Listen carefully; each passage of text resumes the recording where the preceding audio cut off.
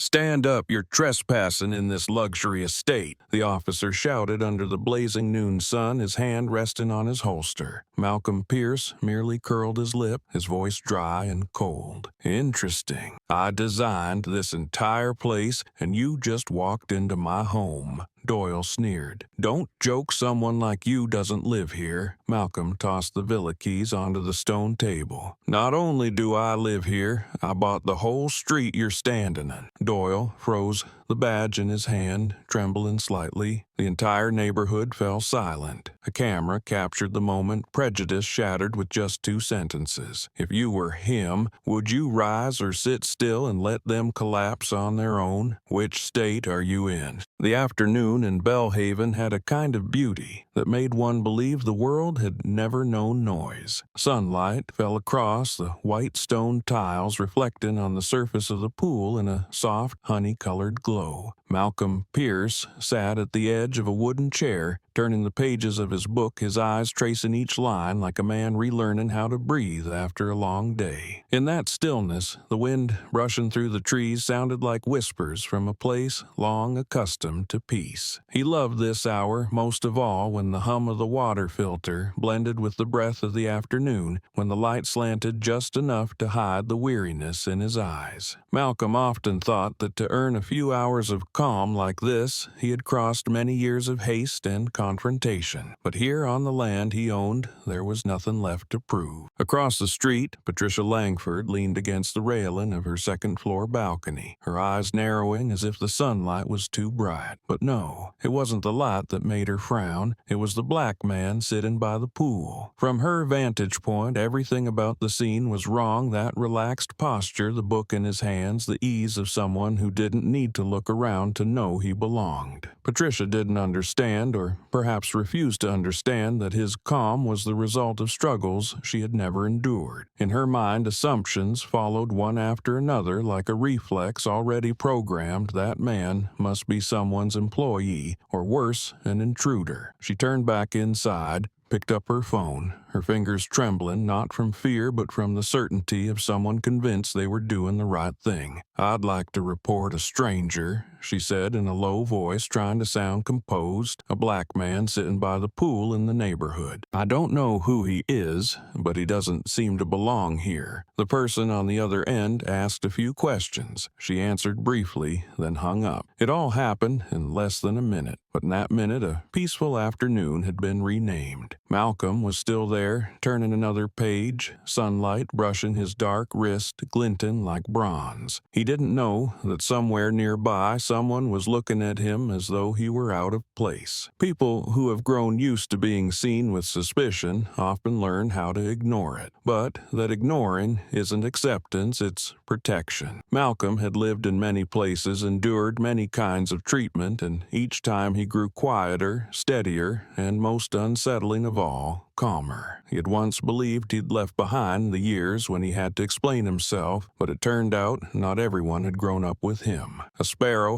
landed on the pool's edge, sipped the water, then flew away, leaving a few ripples behind. Malcolm lifted his head slightly, following it with his eyes, his gaze reaching farther than the boundaries of this expensive estate. In that moment, he had no idea that in the distance, the sound of a police siren was growing closer. The afternoon scene remained the same, yet the air had started to shift, as if even the sunlight had turned colder. From the balcony, Patricia watched as a patrol car stopped right in front of Malcolm's gate. A faint smile appeared on her lips, not of joy, but of reassurance, the quiet satisfaction of someone convinced that order was about to be restored. She didn't realize that in that very belief, she had just helped write another chapter in the worn-out cycle of prejudice. Down in the yard, Malcolm closed his book. A small bee buzzed around a flower pot, its sound blending with the fading hum of the police car. He hadn't seen them yet, hadn't heard a word, but instinct told him what was coming. Another kind of stillness began to settle, a heavy calm, the kind that precedes a rising wave. He exhaled softly, his eyes fixed on the water's surface where his reflection mingled with the last light of the day. In that moment, Malcolm Pierce didn't know that within a few minutes the entire neighborhood would be watching him through their phone screens, and millions would come to know this afternoon. But for now, there was only a man, a book, and a silent pool. When the wind rose, the water rippled, the golden light breaking into fragments that shimmered around his shadow. No one heard anything but the rustle of leaves, and it was that very silence that unsettled others. In a world where noise is proof of existence, Malcolm's calm became an invisible challenge, and somewhere among the identical houses the police car's engine went quiet. An afternoon that seemed ordinary had just become the beginning of an unwanted confrontation.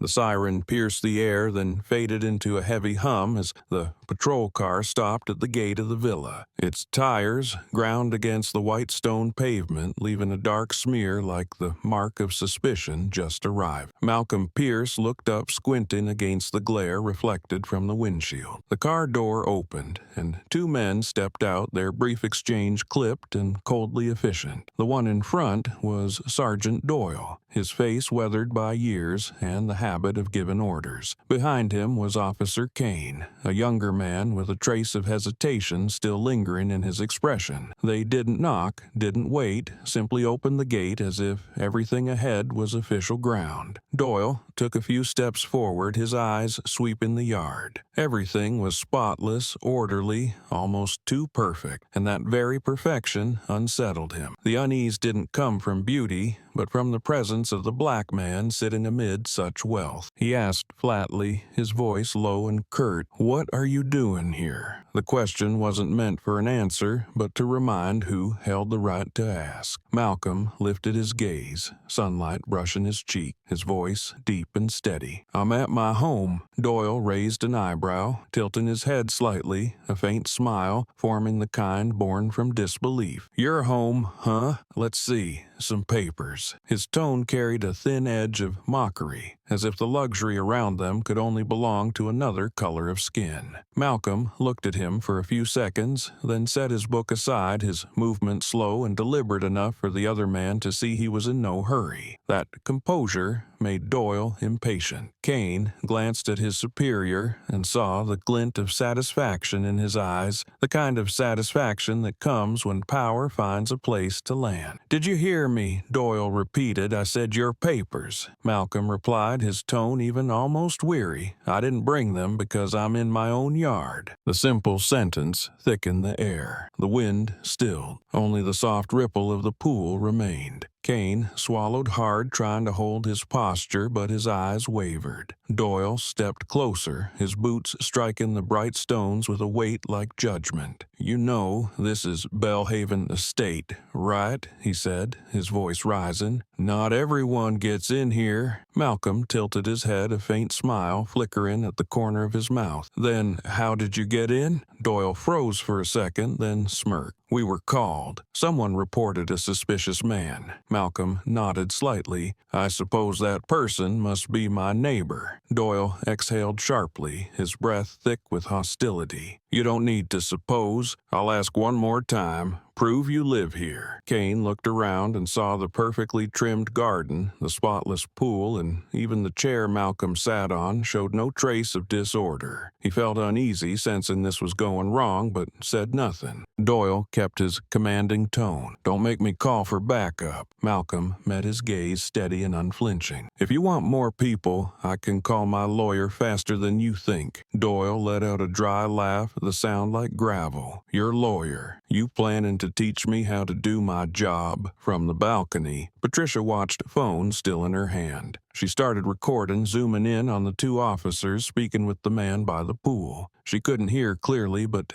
Doyle's posture assured her she had done the right thing. Malcolm stood up, his height making Doyle instinctively step back half a pace. The sunlight caught his eyes, sharp and unwavering. "I'm not teaching anyone," he said. "I just want peace in my own home. Is there a law against that?" Doyle smirked. "No, but there's no law saying I have to believe you either." Malcolm was silent for a few seconds, then spoke quietly but clearly. "Power without reason turns itself into guilt." Doyle laughed louder, the sound drowning out Kane's discomfort. "Who do you think you are to talk to me like that?" Malcolm replied, "A citizen. And you, I wonder, are you a police officer or an intruder? Doyle froze his eyes, darkening. The yard fell still, only the faint drip of water breaking the silence. Kane shifted ready to speak, but Doyle raised a hand to stop him, his look a warning. In Malcolm's mind, old memories returned, times he had been questioned, stared at with suspicion, even in places he belonged. He once believed those days were gone, that success and status could erase those boundaries. But the truth was, people didn't resent him because they didn't know who he was. They resented him because they thought they did. Doyle stepped half a pace closer, his voice sharp. You talk too much. I need you to cooperate. Show your papers right now. Malcolm pressed his lips together, his face calm like still water before a storm. I won't hand over anything, he said, because I'm not the one breaking the law. Kane took a deep breath, eyes fixed on the ground, knowing this was wrong but unable to speak. Doyle clenched his jaw, fist tightening the veins on his neck, standing out. In the middle of the yard, two gazes locked, one from a man convinced of his power, the other from a man who knew power could never protect the truth. The wind rose again, carrying the sound of wind chimes from the porch, a strangely pure note in the thick air. Doyle spoke the final words, his voice rough. You chose to be stubborn. Fine, don't blame me. Malcolm answered, his tone deep and slow, like stone sinking into water.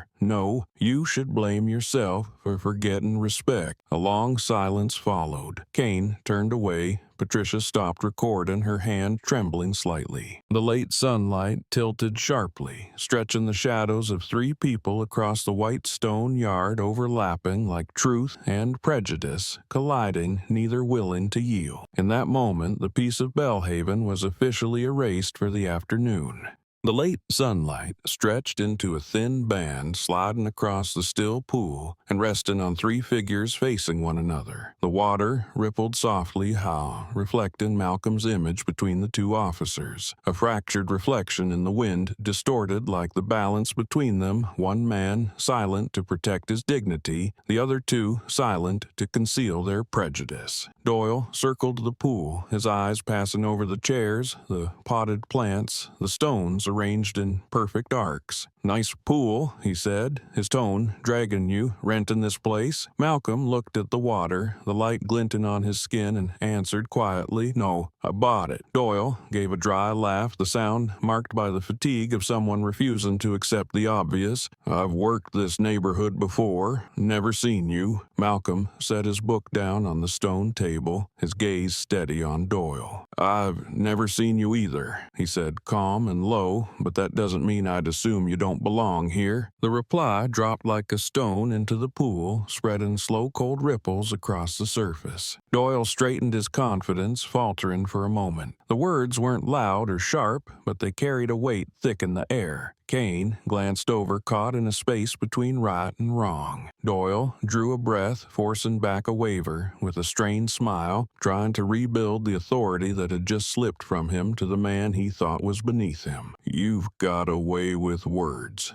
Doyle said, folding his arms. People like you always know how to sound smart, but living here takes more than talk. Malcolm lifted his glass, turning it slightly in his hand, his eyes lowered to the pool. I live here through my own work. You're using your work to violate others. Both use words just differently. The answer made Doyle stiffen, Kane wince, and Patricia, still filming from the balcony, gasped softly, thinking she misheard. Doyle laughed, the laugh of someone who refused to lose. I've seen your kind before, you know, always pretending to know the law, then crying about unfair treatment. You see, we don't discriminate. We just do our job. Malcolm raised his head, his voice steady. If that's the job, then maybe the law should teach you the difference between a criminal and a citizen. Doyle cut him off. I told you to be quiet. Malcolm tilted his head slightly, eyes cold. When you tell me to be quiet, what is it you're afraid of? Kane looked between them, feeling the heat suddenly turn stifling. He wanted to say something, but Doyle spun around, his voice harsh. "Afraid I'm not afraid of anything. I just don't like being lectured." Malcolm smiled faintly, just enough for Doyle to see, but not enough to read. "Sometimes people don't need to be lectured," he said. "They just need to look at themselves in the water, because the water doesn't lie." Doyle glanced at the pool, where his reflection wavered, split by the wind. For a brief second, he saw how strangely distorted it looked. He turned away, his voice rough. "You'd better be careful with that mouth of yours." Malcolm shrugged. "Caution is something a black man learns the moment he can walk." Doyle clenched his jaw, the faint grind of his teeth audible enough for Kane to hear. "I used to think men like you should know their place," Doyle said slowly, his tone like sharpened steel. "But you seem to have forgotten who holds the power here." Malcolm replied, his gaze unwavering. "You have power, but no reason. And power without reason is just noise." Kane exhaled sharply, watching the two men face each other, one white, one black, beneath the blazing afternoon sun. There were no birds, no breeze, only the dense silence of a confrontation that needed no weapons. Patricia kept recording the sunlight reflecting off her phone screen, blurring the edges of the frame. Below, Doyle stepped closer, stopping at the pool's edge. "You think you're better than anyone here?" he snapped. "Don't think a few fancy words in a pool make you different." Malcolm rose slowly, his shadow stretching across the pale tiles, taller, steadier. "I don't think I'm better than anyone," he said, "but I know I'm not beneath anyone." The wind stirred, rippling the water, breaking and rejoining the light into fragments that shimmered and danced. Doyle looked into it, seeing three reflections merge and separate, no longer sure who was who. The discomfort made him raise a hand to his eyes, then take a step back, as if the water itself were speaking for the man he was trying to diminish. Kane lowered his head, his heartbeat quickening. He realized that power can make a person loud but small when faced with the calm of the one being wronged. Malcolm sat down, his gaze no longer tense, but slow and deep. "What do you see in the water?" he asked. Doyle answered, his voice rough. "A man pretending to be righteous." Malcolm smiled. "I see a man trying to convince himself he's right."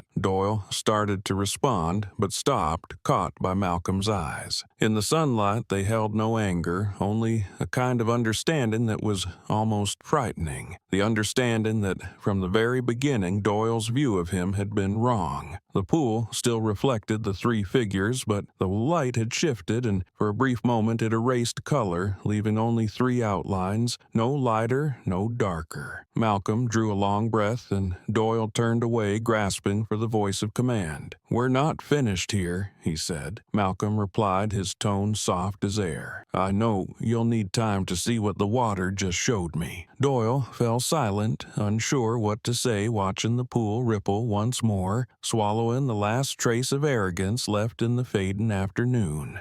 The air around the pool grew dense. The last sunlight spread across the bright stone tiles, casting a harsh glare that stripped both people and place of any comfort in honesty. Patricia stood on the second-floor balcony, phone raised, her fingers trembling as she held the frame steady. She didn't understand why she couldn't stop recording. Perhaps because down below every word carried a strange kind of weight, the kind that made one feel both satisfied and uneasy. Doyle stepped forward, his shoes striking the stone with a command that echoed outward. His voice tightened, a mix of practiced authority and restless irritation. "You talk to the police like that?" he said, his eyes fixed as if to choke the man before him. Malcolm stood still, posture straight and calm, neither flinching nor blinking. His voice came slow and even, cutting through the quiet courtyard. "I talk like that to anyone who walks into my home without knocking." The words fell softly, but cut deep. Kane, standing a few steps away, swallowed hard. He sensed that between the two men before him, power had shifted. One raised his voice, the other didn't need to. Doyle paused, then tilted his chin, a smirk reappearing like a reflex of defense. "You know," he said, his tone low but sharp on each word, "this neighborhood isn't for your kind." Malcolm interrupted, quick, as if he'd heard that line all his life. "For my kind of skin. Did you rehearse that, or did it just slip out?" This time, Patricia exhaled sharply, her hand trembling, the image on her phone shaking. Doyle stepped back half a pace, then forward again as though shame had pushed him. His face burned with anger, his eyes flicking toward Kane for agreement, but Kane looked away. The air was so heavy they could hear a drop of water fall from a leaf into the pool. Malcolm kept his gaze steady, his tone calm enough to be frightening. "You think saying that makes me smaller? Prejudice doesn't make others lower. It only makes the one who holds it bow without knowing." Doyle drew a long breath, his face reddened and veins rising on his neck. "Are you challenging me?" he said hoarsely. "No," Malcolm replied. "I'm reminding you of your job." Patricia lowered her head, realizing that in her frame, the man being questioned was the only one who hadn't lost his composure. The two officers, meant to represent order, were unraveling their authority, turning into exposure under the very light they wielded. A conflicted feeling rose in her, part fear, part shame. Doyle stepped closer, his voice rising. "I have the right to do my job, and I'm doing it," Malcolm said quietly. "Power doesn't prove what's right or wrong, it only proves who you are." The words made Doyle breathe hard, his shoulders lifting as if holding something back. Kane looked at Malcolm, and for a brief second he saw in the man not defiance, but something deeper, a kind of dignity that made it hard for others to meet his eyes. Doyle raised his hand as if to end the invisible conversation, but it stopped midway in the air. Under the sunlight, sweat traced down his temple, glinting gold, and making him look exposed. Malcolm tilted his head slightly, his eyes holding a steady light that made Doyle step back half a pace. In that instant, the man in power had retreated not from fear, but from being confronted by his own language. "You see," Malcolm said, his voice lower, "this neighborhood isn't a place I don't belong to. It's just not ready to handle the presence of someone like me." Doyle turned away, avoiding his gaze, but Malcolm continued, "And the problem here isn't color, it's perception." Kane looked down, unable to raise his head. In the fading light, the pool stayed still, mirroring three figures, one clinging to authority, one turning away, and one standing firm like a mirror to them both. Doyle turned back, his voice strained but forced into coldness. "I'll call for backup. We'll see what you have to say then." Malcolm answered instantly.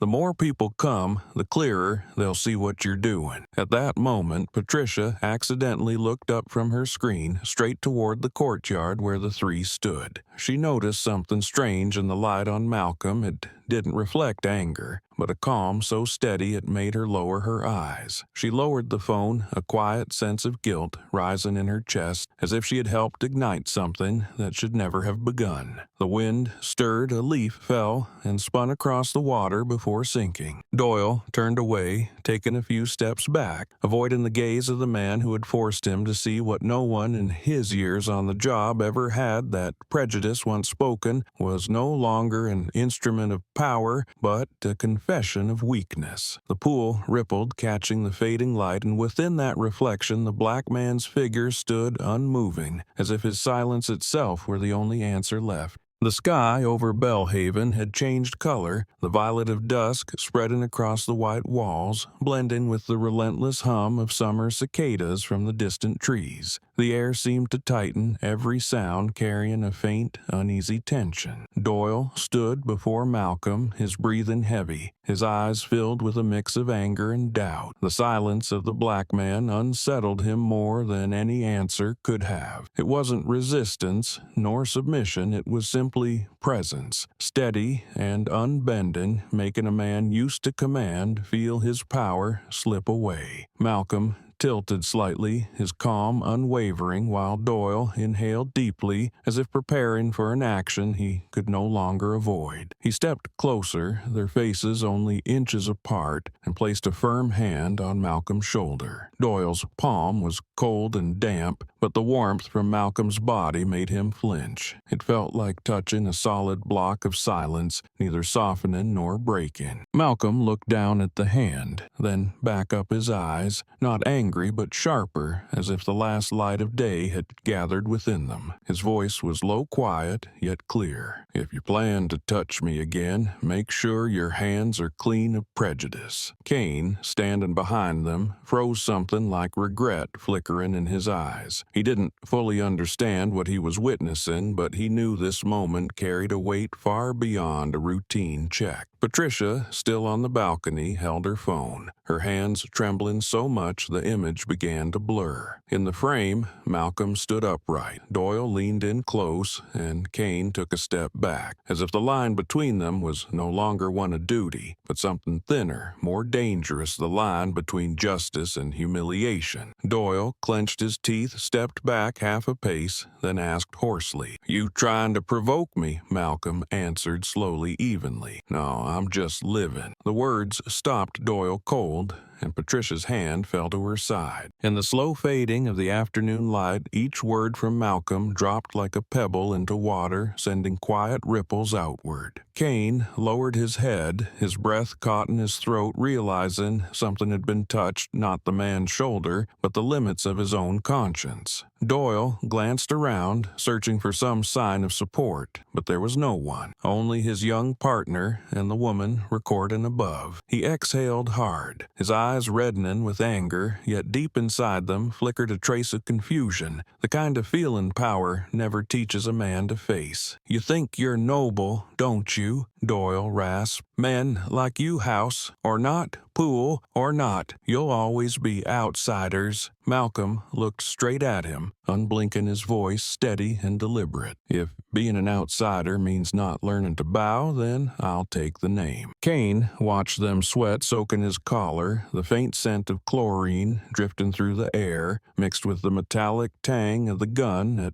Doyle's belt. Everything suddenly felt suffocatingly heavy. Patricia lowered her head, staring at her phone screen, the image trembling and tinted by the violet light of dusk, the glow catching Malcolm's shoulders, setting him apart from the scene around him. She heard her own voice whisper, barely audible, "Stop," but no one heard. Doyle pulled his hand back, letting out a crooked laugh. "You think a few words will make me back down?" Malcolm replied. "No, I think the truth will." Doyle started to answer, but the look in Malcolm's eyes froze him. For a fleeting second, he realized he was facing not a man being questioned, but a mirror reflecting his own smallness. A gust of wind swept across the pool, rippling the water, their reflections bending, merging, then breaking apart again, as if even the pool refused to witness what was unfolding. Kane stepped forward, trying to intervene. "Sarge, maybe we should end this." Doyle snapped around, barking, "Stay out of it." Kane stepped back, fists clenched at his side. Malcolm said nothing more, only looked at Doyle, his calm gaze draining all meaning from the other man's aggression. Doyle stood there for a few seconds, seemingly hollowed out. The sky deepened to purple, the fading light climbing the walls and spilling onto the pool, where the water glowed red like a mirror stained in blood. Patricia stopped recording, her heart pounding, knowing the video would go viral, yet uncertain whether to post it or erase it. Below, the two men still faced each other in silence. The wind lifted a few dry leaves, sending them skimming across the pool before they sank, vanishing into the darkening water. Kane took a deep breath, looking down into the surface, seeing three reflections. One trembling with anger, one bowed with shame, and one standing still proud in silence. As the afternoon dimmed, the pool was no longer a place of rest, but an invisible boundary between power and dignity, between those who command and those who make them face themselves. And in that moment, Malcolm Pierce, with nothing but his calm voice, made the weight of the scene pause, as if Belhaven itself had just understood one wrong touch could change everything forever. An hour later, the afternoon in Belhaven had sunk into quiet, but outside that silence, a new storm was forming. Patricia Langford's phone screen glowed in the dark, the video she had recorded now uploaded to social media with an absent caption, "Police questioning a man by my pool." She thought it was just a small post, a mark of having done the right thing, but within minutes the view count began climbing exponentially. Every vibration of her phone meant another comment, another share, another wave of outrage spinning beyond her control. Patricia stared at the screen, her heart pounding. She hadn't expected that what she posted to prove she was right would instead become undeniable proof of the opposite. In the video, Malcolm Pierce appeared under the soft light of dusk, his posture steady, his voice calm yet firm. The line, "If you plan to touch me again, make sure your hands are clean of prejudice," rang out clearly, making even the most casual scrollers pause for a moment. The first comment appeared, "Wait, that's Malcolm Pierce. He's the owner of Bellhaven Estate, CEO of Pierce Realty." Within minutes, the information was confirmed, followed by a flood of posts and photos of Malcolm. Pictures of him cutting ribbons at grand openings, speaking at investment conferences, shaking hands with the mayor, all circulated to underline the absurdity the man being questioned in the video owned the very land those two officers were standing on. The hashtag "He lives here" spread across social media like wildfire. Angry posts, long essays on discrimination, and endless reaction videos appeared non-stop. People debated, condemned, mocked, and mourned. Malcolm's words became an emblematic quote, "Wash the prejudice off your hands." It was printed on wallpaper, set to music, and turned into slogans. One person wrote, "He didn't shout, didn't threaten, he just spoke the truth, and the truth was loud enough to make a system tremble." Patricia read that line, her chest tightening, her mind tangled in guilt and confusion. Meanwhile, in a small cafe outside the city center, a group of students rewatched the clip. One tapped his fingers on the table, saying, "See, it only takes one touch for everything to show." Another replied, "It's not the shoulder they touched, it's what they've been hiding their whole lives." The chatter faded, replaced by a heavy quiet. The video lasted less than 2 minutes, but its weight lingered like a moral lesson that needed no teacher. At home,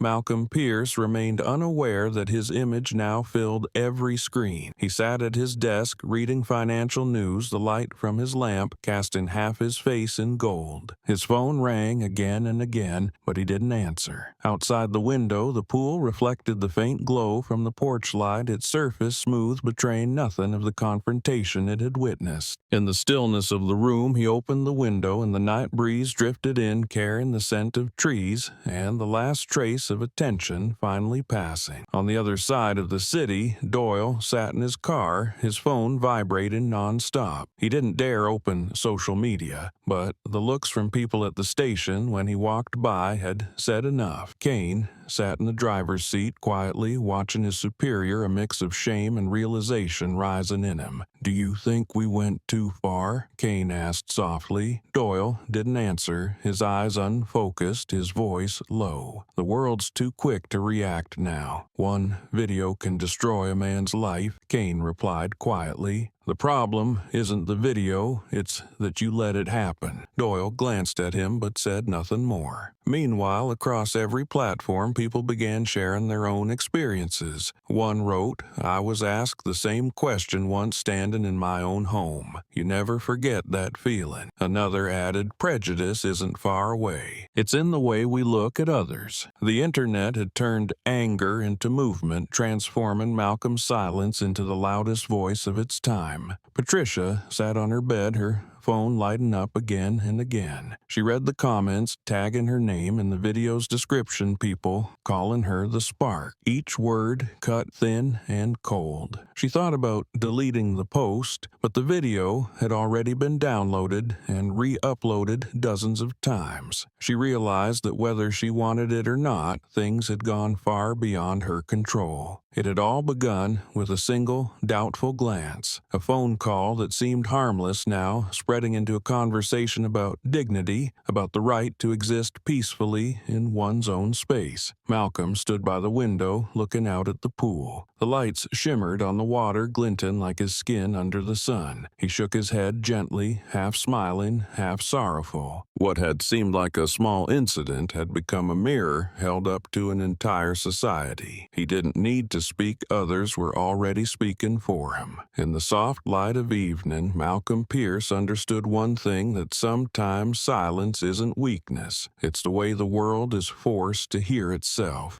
The Bellhaven Police Department office sat under dim yellow light, washing over stacks of files piled high as if absorbing the room's remaining air. On the wall, a large screen replayed the viral video, Malcolm Pierce's calm voice cutting through the stifling silence. "If you plan to touch me again, make sure your hands are clean of prejudice." No matter how many times it played, the line carried the same weight, forcing everyone who heard it into uneasy quiet. Doyle sat across the conference table, his hands clasped tightly, deep wrinkles marking his forehead. With every passing second, he seemed to lose another piece of his composure. His voice suddenly broke out sharp against the tension. "So one video turns us into criminals." The sound bounced off the walls, returning weaker, as if even the room refused to echo his anger. Kane sat beside him, eyes on the papers before him, his voice low but steady. "You said he doesn't belong here on camera." Doyle snapped his head around his face, flushed his eyes, flashing with fury. "I was telling the truth between them." The internal affairs supervisor, a gray-haired man with a calmness that bordered on cold, rose and walked toward the screen. He paused the video at the moment. Doyle lifted his chin, Malcolm standing across from him, sunlight glinting on the water between them. The supervisor looked at Doyle, his voice deep and controlled, needing no volume to command attention. "The truth is, you exposed a century of prejudice in 2 sentences." Doyle opened his mouth to protest, but no words came. The statement hit like a hammer, not because it was harsh, but because it was painfully accurate. No one spoke after that. Only the faint hum of the air conditioner and the tap of a pen against the table filled the room.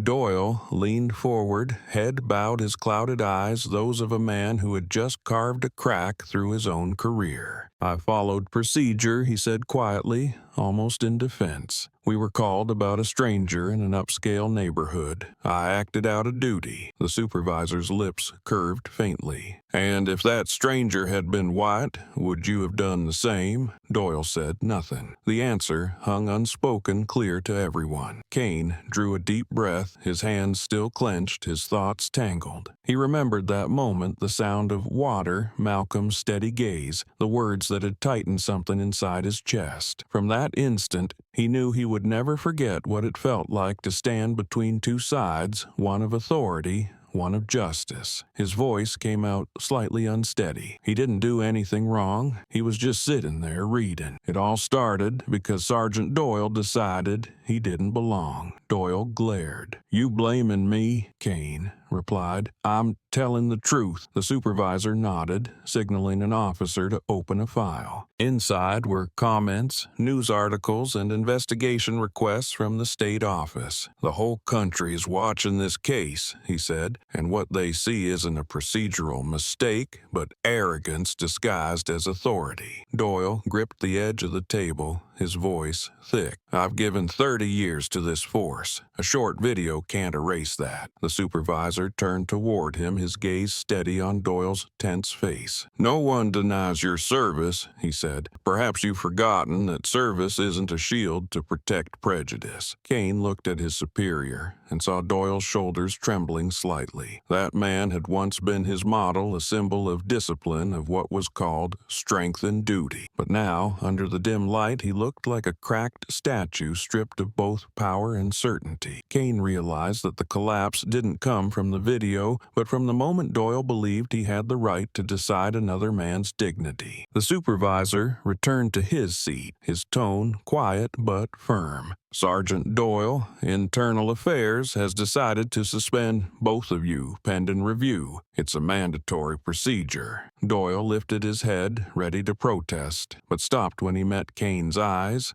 filled with something between pity and disappointment. "You think I was wrong?" Doyle asked hoarsely. Kane stayed silent for a moment, then said, "I think somewhere along the way you forgot who you wanted to be." The room fell silent again. On the screen, the The paused image of Malcolm Pierce remained still standing, the reflection of light shimmering on the pool beside him. Without speaking or moving, the man had forced an entire institution of power to look inward. Doyle lowered his head, his hands clenched, trembling with anger or remorse, no one could tell. The fury in the room was no longer directed outward, burned inward, consuming what was left of pride. The supervisor stood, turned off the screen, and spoke before leaving the room. When power goes unchecked, it destroys itself with its own words. The door closed behind him, leaving Doyle alone in the darkness, where the echo of that sentence lingered, bouncing off the walls like the final judgment on a man who had just lost the one thing he thought he still owned the right to command.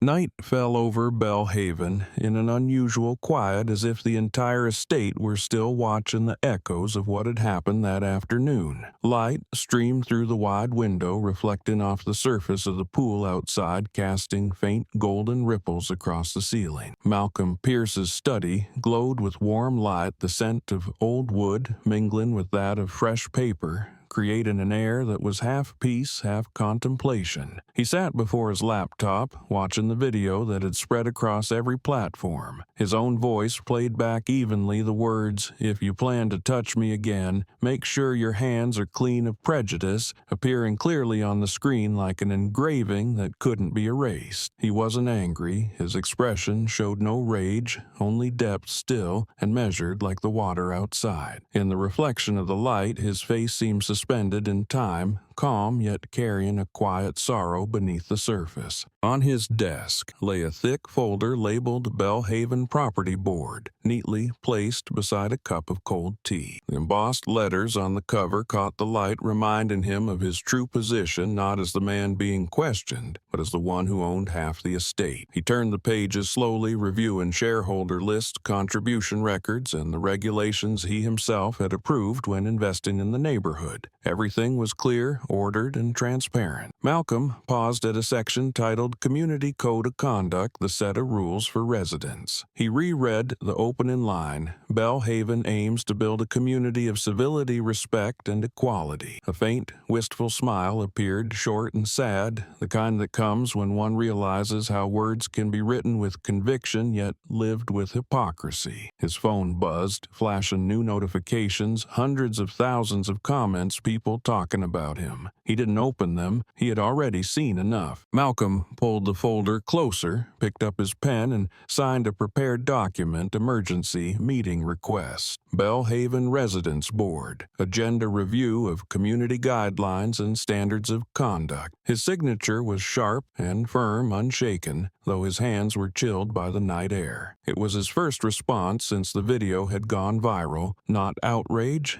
not accusation, but a deliberate act of order, discipline, and control. Outside, the wind picked up the pool surface, rippling with light as the porch lamp flickered across the glass, casting waves onto the wall. Malcolm gazed outward, his eyes reaching beyond the water, past the fences and the neighboring houses, toward something greater, deeper, the arrogance of humankind and the worth of silence. He exhaled, not with fatigue, but with the steadiness of someone who had learned how to stand firm in a storm. In his mind, his mother's voice returned, "You don't need to defeat others, son, only your own anger." Perhaps that was why he could remain so composed, so unshaken beneath the gaze of millions. Online articles about him kept appearing. "The man who made prejudice go silent." That was the headline shared thousands of times. News outlets, television channels, and social media commentators all made his story their focus. They didn't speak of him as a victim, but as a reflection of society's conscience. A pinned comment read, "When the one insulted doesn't answer with anger, the one who insulted begins to fear." Thousands agreed, reposted, and amid the noise of endless opinions, Malcolm's silence became the loudest voice of all. In his room, the clock ticked slowly. Malcolm set down his pen, stood, and walked to the window. The The water below mirrored a thin crescent moon, the wind stirring gentle ripples that moved like breathing. He placed a hand on the window frame, his eyes fixed on the distance where the city lights rose into the dark blue sky. His thoughts weren't on fame or public opinion, but on something deeper, the power of resistance in silence. He knew every shout fades quickly, but calm, when vast enough, makes people truly bow their heads. Outside, someone passed by their footsteps fading away. Belhaven was still caught in the storm of information, yet in that house, quiet spread like an unseen strength. Malcolm turned back to his desk, looking at the document he had just signed. The meeting he requested would take place in 2 days. He knew he didn't need to speak again because this storm wasn't one he needed to fight. It was one that would sweep away the dust covering what people called order. His phone still buzzed with constant alerts, one line standing out above the rest. He did nothing, and that's what made the world stop and look. Malcolm stared at it for a few seconds, then set the phone down gently, his gaze returning to the pool outside. The water still caught the light calm and clear, like a quiet reminder that some battles are won without shouting, without strategy, only with absolute composure. The main hall of the Belhaven Residential Board glowed under the ceiling lights, their brightness reflecting off white walls, so that everyone could see the faces beside them. The seats were packed with residents, their murmurs fading as Malcolm Pierce entered. He wore a plain shirt, no lawyer, no representative. His steps were slow, steady, but each one seemed to thicken the air in the room. On stage, the emblem of the Belhaven Residents' Council gleamed a sharp contrast to the downward glances below. When Malcolm took his seat, a few people quietly put their phones away as if afraid his eyes might reflect their own shame. The chairperson began, voice slightly trembling. "We're here today to address what happened and to hear Mr. Pierce's response." The room fell silent. Then the black man stood, his gaze sweeping across the crowd. There was no anger in his expression, yet saw something in it made no one dare to look away. He spoke slowly, each word measured between breath and memory. "If being left in peace requires proving I deserve it, then this place isn't worth living in." Chairs scraped softly against the floor. Some looked up, others looked down. His voice never rose, but the words echoed like a gentle accusation that chilled the air. Patricia Langford sat in the second row, her eyes red. She hadn't slept in days, haunted by thousands of messages, some cruel, some threatening. She had thought of not coming,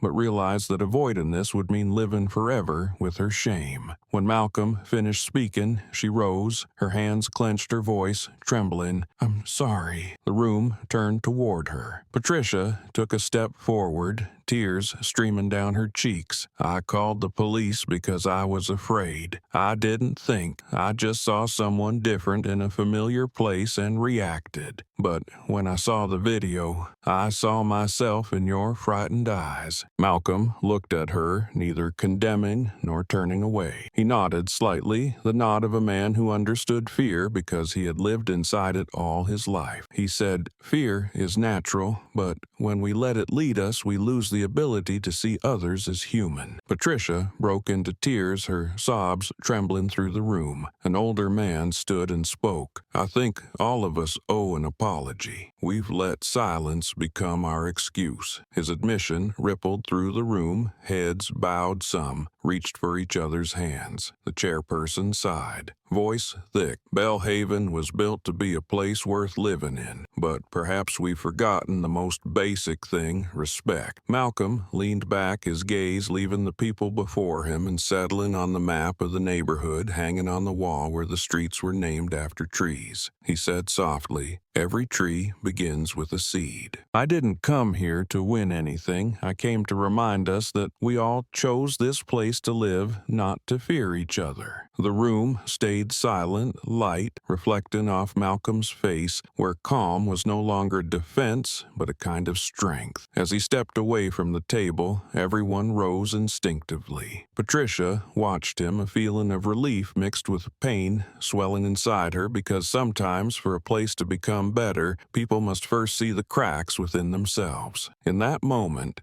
Malcolm Pierce was no longer the man misunderstood, but a mirror forcing an entire neighborhood to face the pride it had let sleep for far too long. Malcolm looked at Patricia for a long moment. His eyes were neither cold nor judgmental, but clear, reaching through her remorse to touch something more human. His voice came deep and steady. Fear isn't wrong, but if you let fear lead, you'll never see the real person. The words caught in her throat, her hands tightening together, her eyes wet but unblinking. In the bright room, every breath felt heavy. Everyone sensed that what he said wasn't just meant for her, but for them all, people who had lived safely within the shell of civility, yet quietly let fear decide how they saw someone of another color. Patricia lowered her head, tears falling onto her white shoes. The sound so faint no one heard yet. The feeling rippled outward as if everyone in the room could hear something cracking inside themselves. A woman in the back brushed her hair aside, eyes on the floor, while the man beside her quietly removed his glasses, wiping the fog from the lenses. In that space, silence became the only language, one that forced people to listen to what they had tried to forget. Malcolm still stood there steady without lifting his hand or raising his voice, yet it felt as if the whole room revolved around him, his composure holding the air together. The chairperson looked around, his face pale under the lights. The quiet was so deep they could hear the wind scraping against the windows. He cleared his throat to speak, but stopped, realizing no word could fill the weight of that silence. Patricia lifted her head, her eyes meeting Malcolm's, and she gave a small nod. She didn't say thank you, that would have made the moment smaller. She simply let her gratitude rest in that nod, soft but real. Malcolm shifted his gaze from her, sweeping it across the room. Dozens of eyes met his, some avoided, some held steady, but none remained indifferent. He could feel the air changing, moving slowly but deeply like water stirred by a faint touch, sending ripples that could no longer be stopped. In his mind, the words from that afternoon returned: Doyle's voice, Kane's frightened eyes, and the moment another man's hand rested on his shoulder. Now it was all quiet, yet the weight of it remained etched into the collective memory of this neighborhood like a mark that would not fade. The room stayed silent, no one daring to look away. That silence was no longer fear, but acknowledgement. Glances crossed, some uneasy, some newly aware. And in that stillness, Malcolm Pierce was no longer the victim of a prejudiced afternoon, but the man who made all of Belhaven look back at itself.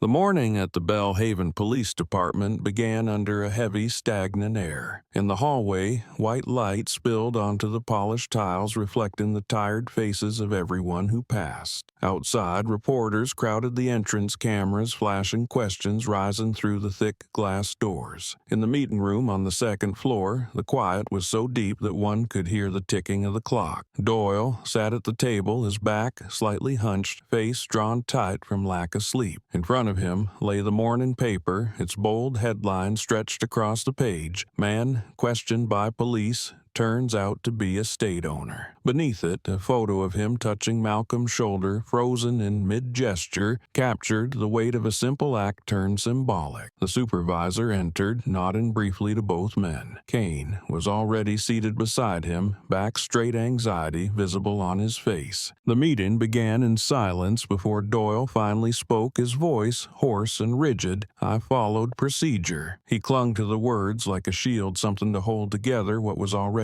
cracking inside. The supervisor didn't answer, only turned to Kane. The younger man took a quiet breath, then said, No procedure starts with prejudice. His words were calm, not loud, but they shifted the air in the room. Doyle snapped his head toward him, his eyes a mix of anger and disbelief, as if hearing the unthinkable from his subordinate. You're here accusing me, he said, his tone heavy. Kane met his eyes, steady, unblinking. I'm talking about the truth. The supervisor folded his arms, his gaze drifting past Doyle toward the window where daylight spread across the table in a cold reflection. He spoke slowly. The public is demanding answers, but what they really want isn't an apology, it's change. Doyle shook his head sharply, his tone defensive. They don't understand. We work under pressure. Sometimes we have to act fast. We can't know who someone is right away. The supervisor asked, and if that person had been white, would you have acted the same way? Doyle said, nothing. The silence stretched, forcing everyone to look down. Kane lowered his head, hands clasped. In his mind, the image of Malcolm lingered, a man who never raised his voice yet made him ashamed of his own silence during that afternoon. He spoke quietly. I think we forgot that justice doesn't come from orders. It comes from how we see other people. The supervisor turned back and nodded. That's right. True justice begins inside. When you stop thinking about power, you begin to see the value of a person. Doyle looked up, his face torn by conflict. Under the harsh light, he seemed older than his years. I'm not a bad man, he said softly. I always thought following the law was enough. The supervisor met his eyes, his tone low. The law doesn't teach us how to act. It only teaches us how not to err. Justice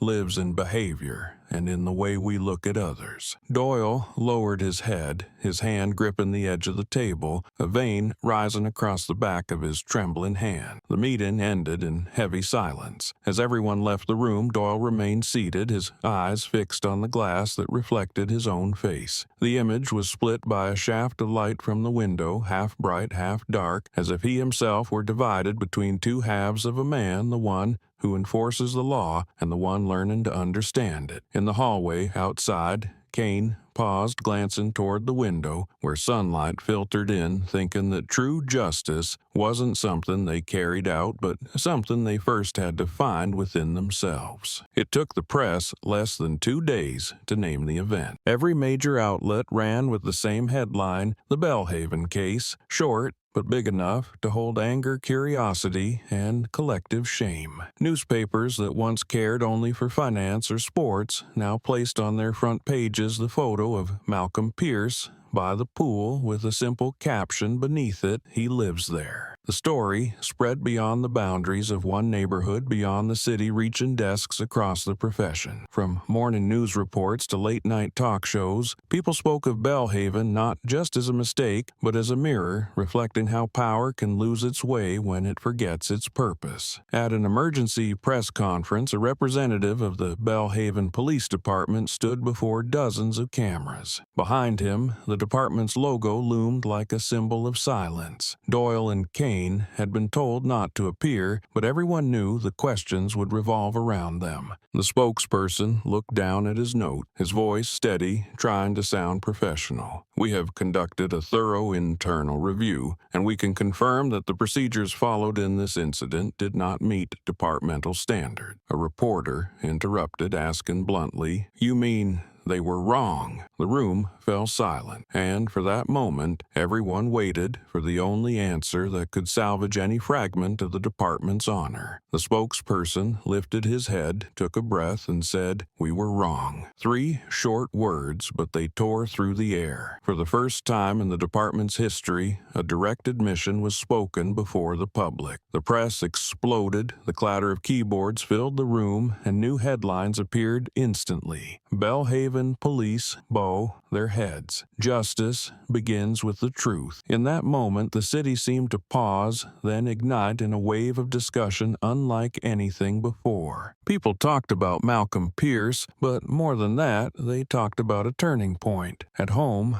Malcolm watched the replayed broadcast, the light from the screen casting a cold but thoughtful glow across his face. He felt neither joy nor relief, because he knew an apology could not erase a fracture, it could only mark the beginning of repair. Across town, Kane quietly turned off his television, leaning back in his chair, realizing he was witnessing something rare. A system forced to confront its own mistake. He felt a small weight lift, though he knew true justice was still far away. To the public, the Belhaven case was no longer the story of one black man, but a map guiding them across the boundary between silence and courage. When the police department said, "We were wrong," people heard not an excuse but the first crack in a wall that had stood too long, and through that crack the light of truth began to seep in slowly but unstoppable. The internal affairs room sat under a cold light, its smooth white walls reflecting the tense faces of those present. On the table, a small silver recorder blinked steadily. The supervisor sat across from Doyle and Kane, his fingers interlaced, his voice low. "We're going to listen to the original dispatch call from the moment it was relayed to the patrol unit." He nodded to the technician who pressed play. The room filled with the crackling metallic sound of radio static and a flat voice. "There's a suspicious black man near the pool." A brief silence followed. Then the dispatcher asked, "Is there evidence?" The woman's voice on the other end answered, hesitant but firm, "No need. He just looks different." The sound was faint, but every word hit the cold table like metal. No one spoke, no one breathed deeply. Doyle stared at his hands, his fingers stiff. The phrase, "he looks different," played again, the repetition thickening the air. Kane lowered his head, gripping the edge of his chair. The supervisor looked up, his gaze sweeping across the two men, cold enough to drain the air from the room. "Different," he said, quietly. "It sounds simple, but it's the beginning of every tragedy." Doyle opened his mouth, trying to speak, but his voice caught in his throat. He looked toward the wall where his reflection in the light appeared distorted and fractured. The supervisor stopped the recording, his tone heavier now. "One word. That's all it took to turn a man into a target." He opened a file, pulled out a page listing the time of the call, the dispatch details, and the name of the officer who took it. At the bottom was Doyle's signature. He slid the paper toward him, his eyes sharp. "What did you hear in that recording?" Doyle hesitated. "A false report." "False?" The supervisor repeated, his tone deliberate. "No, that was prejudice spoken in an ordinary voice. And the worst part is you didn't recognize it when you took the call." Kane looked up, his voice steady but low. "I heard contempt. Not because of color, but because people forget that even suspicion has limits." The supervisor nodded slightly, then turned back to Doyle. "Kane, understand something you haven't seen in 30 years on a job." Doyle stayed silent, his shoulders sinking, eyes heavy with exhaustion. All his life he had believed his duty was to protect order, but now he realized he had become part of what made others feel unsafe. The supervisor replayed the recording once more, this time softer, the sound echoing faintly in the air. "No need. He just looks different." The words cut again, aimed at no one, yet slicing through everyone who heard them. The supervisor stopped the recorder, leaned back in his chair, and exhaled slowly. "Different isn't a crime, but silence in the face of that word is." In that moment, Kane looked at Doyle and saw not anger on his face, but the emptiness of a man who had just heard the verdict on himself. The room was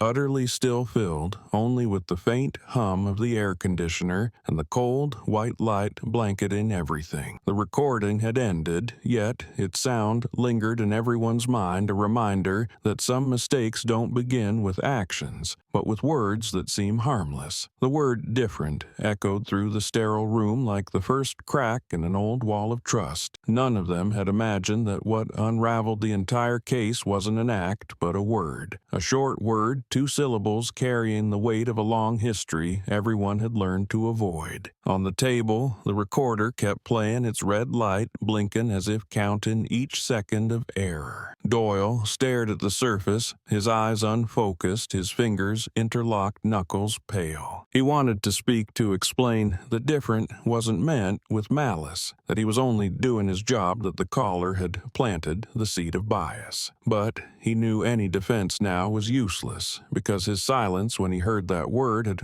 already become the heaviest proof against him. The supervisor leaned back in his chair, his gaze fixed on nothing, as if looking through the air itself. His voice came low and steady. "One word can expose an entire system." The sentence made Kane's throat tighten. He lowered his head, feeling a weight settle in his chest. He remembered standing by the pool watching Malcolm Pierce stay calm between the two men in uniform, realizing that different wasn't a description, it was a judgment disguised as language. Doyle swallowed hard, his voice cracking. "I didn't mean it that way." The supervisor lifted his eyes, resting them on Doyle's tired face. "You don't have to mean it. Once you believe it's true, prejudice is already won. A long silence followed, long enough to hear the wind slide through the doorframe. Then, a young investigator sitting nearby spoke, his voice clear but slow. Is being different a crime? The question fell to the floor, light yet deep, like a drop echoing in a well. Doyle looked up at the speaker, his eyes hollow. There was no answer. He couldn't say no because he had lived his whole life as if the answer were yes. In those weary eyes, Kane saw something collapse, not rank, but the belief in his own sense of what was right. The supervisor nodded and said quietly, "No, being different isn't a crime, but believing someone deserves suspicion because they're different, that is." Doyle lowered his head, his breathing heavy. A bead of sweat slid down his temple, falling onto the table and spreading into a small dark spot. Under the white light, that drop shimmered a reminder that every truth, no matter how buried, will always find a way to surface. Kane looked at him, feeling something he couldn't name,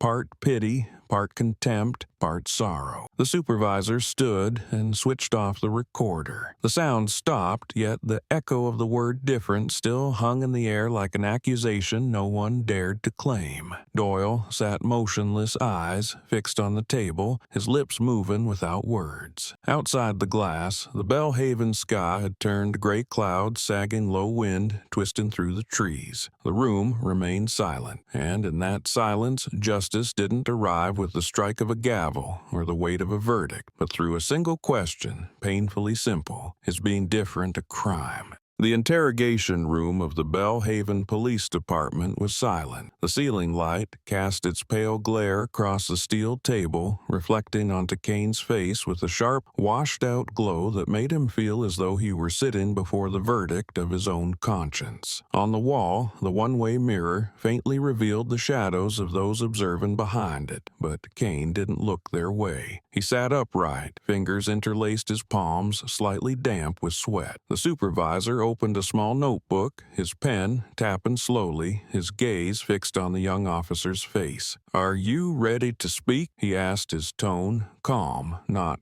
harsh, yet heavy enough to thicken the air. Kane drew in a deep breath, then said, "I saw it was wrong, but didn't dare to speak." The words fell softly, but hit with the weight of stone on still water. The supervisor stopped his pen, his tired eyes staring straight at him. Kane lowered his head, his fingers clenched until his knuckles turned white. He continued, "I knew it wasn't right. I saw the difference in how we treated Mr. Pierce. I saw something in Doyle's eyes that wasn't duty, but prejudice." He looked up, his voice trembling, but I stayed silent because I was afraid of being called a traitor. The sentence cut the room in two. The supervisor nodded slightly, his eyes clouded with fatigue and pity. "A traitor to whom?" he asked. Kane answered, "To my own, to the principle we were taught to always stand by each other." The supervisor sat still, his hands clasped, his voice deepening. "And you think staying silent in the face of wrong is loyalty?" Kane met his gaze, shame flickering honestly in his eyes. "At the time I did. I thought silence would keep things simple, keep the peace for myself. But when I heard that recording again, I realized what I was protecting wasn't loyalty, it was cowardice." He paused, breathing heavily, then said softly, "I remember Mayud Pierce's eyes. They didn't accuse, they didn't fear. They just showed me exactly where I stood, and it wasn't on the right side." Behind the glass, the department head was taking notes on every word. The small room seemed to shrink until only Kane's uneven breathing remained. He looked down and said quietly, "I don't want to blame anyone. I just know I could have stopped it and didn't." The supervisor asked, "And now, are you ready to pay for your silence?" Kane replied, his voice hoarse, "I already have the moment. I couldn't look in the mirror without feeling ashamed." The supervisor stood looking at him for a long time. "Do you know where justice begins?" he asked. Kane shook his head. The man said, "It begins the moment someone dares to admit they were wrong." Kane lifted his eyes, damp but steady, his voice breaking. "I was wrong. Not for what I did, but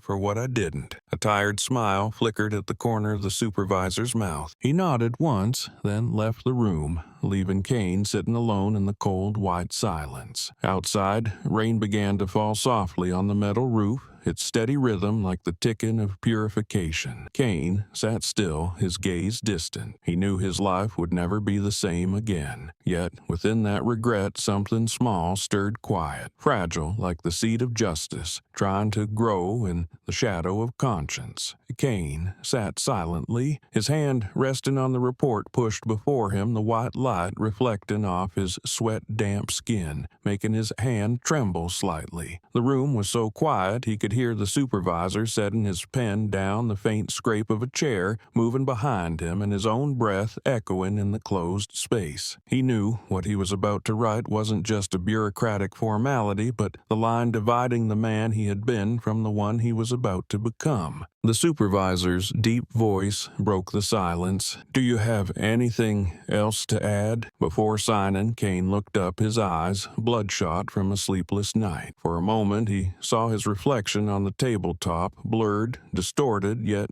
clearer than ever. He gave a tired smile, the kind born of someone who had stopped running, and said, "Now I understand betraying justice is worse than betraying a man." The words fell like a confession, quiet, yet heavy enough to still the supervisor's hand mid-motion. His weary eyes flickered with a trace of emotion before he nodded slowly. "You can leave here with a record of suspension," he said softly, "or you can begin again with your conscience. The choice is yours." Kane looked at him, his gaze steady, stripped of fear, filled instead with clarity. "I don't need to begin again," he replied. "I just need to keep going this time with clean hands." The supervisor gave a faint smile, sliding the report toward him like a ritual farewell for someone crossing the threshold of their old self. Kane picked up a pen, its tip trembling as it touched the paper. The light above cast straight down, glinting off the sweat on his forehead before settling on his eyes, tired yet calm. Each stroke he wrote felt like a way of repaying a debt to himself. He signed his name, paused for a second, then added one small mark, soft but final, sealing the past behind him. When he looked up, his eyes were damp, his gaze unfocused, as if searching for the image of the man by the pool that day. The supervisor gathered the paper, folded it neatly, slipped it into the file, then said quietly, "Some mistakes don't need forgiveness, only acknowledgement. You've done that." Kane nodded, his shoulders lighter as if he had just shed an old heavy coat. Outside, the rain had grown steadier, each drop striking the metal roof like patient beats of time, signaling the beginning of another chapter. As he stepped out of the room, Kane paused for a moment in the hallway, his eyes catching on the plaque mounted on the wall engraved with the words, "Serve and Protect." The motto that once filled him with pride now felt like a gentle reminder. He reached out and touched the word "protect," his fingertip cold, yet something inside him warmed. At the end of the corridor, a narrow beam of light filtered through the glass door, falling across his face, faint but real. In that moment, Kane understood that redemption doesn't begin with an apology, but with the choice to live differently. And as the door closed behind him, his eyes still glistened yet shone clearer than ever. The City Hall chamber was packed, the bright white lights shining down on rows of seats where reporters, community representatives, and officials sat shoulder to shoulder. The air was so heavy that one could hear the faint tap of a pen on the table. Cameras were trained on the podium, where Malcolm Pierce stood poised, his demeanor calm and steady, just as it had been that afternoon by the pool. Behind him, the screen displayed the words, "Public hearing" on the Bellhaven incident, broadcast live across every news network. From the audience below, people watched him with mixed expressions, admiration, curiosity, guilt, and in some fear. Malcolm bowed his head slightly, his voice low but firm. "I'm not asking for anyone to be fired. I just want this system to learn how to look inward." The opening line froze the room. A few reporters lowered their cameras and some nodded faintly. Malcolm went went on, "none of us is perfect, but when power lies in our hands, even the smallest mistake can leave a deep wound on someone else. I'm not talking about individuals, I'm talking about how the system looks at a person and decides their worth based on something they cannot change." He paused, his gaze sweeping the crowd. The light hit his face, revealing calm, strong lines. Justice wasn't created to punish. It exists to teach people when to stop walking in the wrong direction. Below Doyle sat between two legal representatives, his body leaning forward slightly. His face was tense, his hands clasped, but his eyes were different now. For the first time since the incident, he no longer tried to appear unshaken. On the screen behind Malcolm, an image appeared, the pool that afternoon. The sunlight, three silhouettes, and the moment his hand touched the shoulder of a man he didn't understand. Doyle lowered his head. Malcolm's voice sounded again, slow and steady. "I don't need anyone to kneel or apologize. I just hope that one day a black man can sit by a pool reading a book without being asked who he is." The room was silent. The lights from the cameras reflected off Malcolm's figure, wrapping him in something that didn't feel like a stage light, but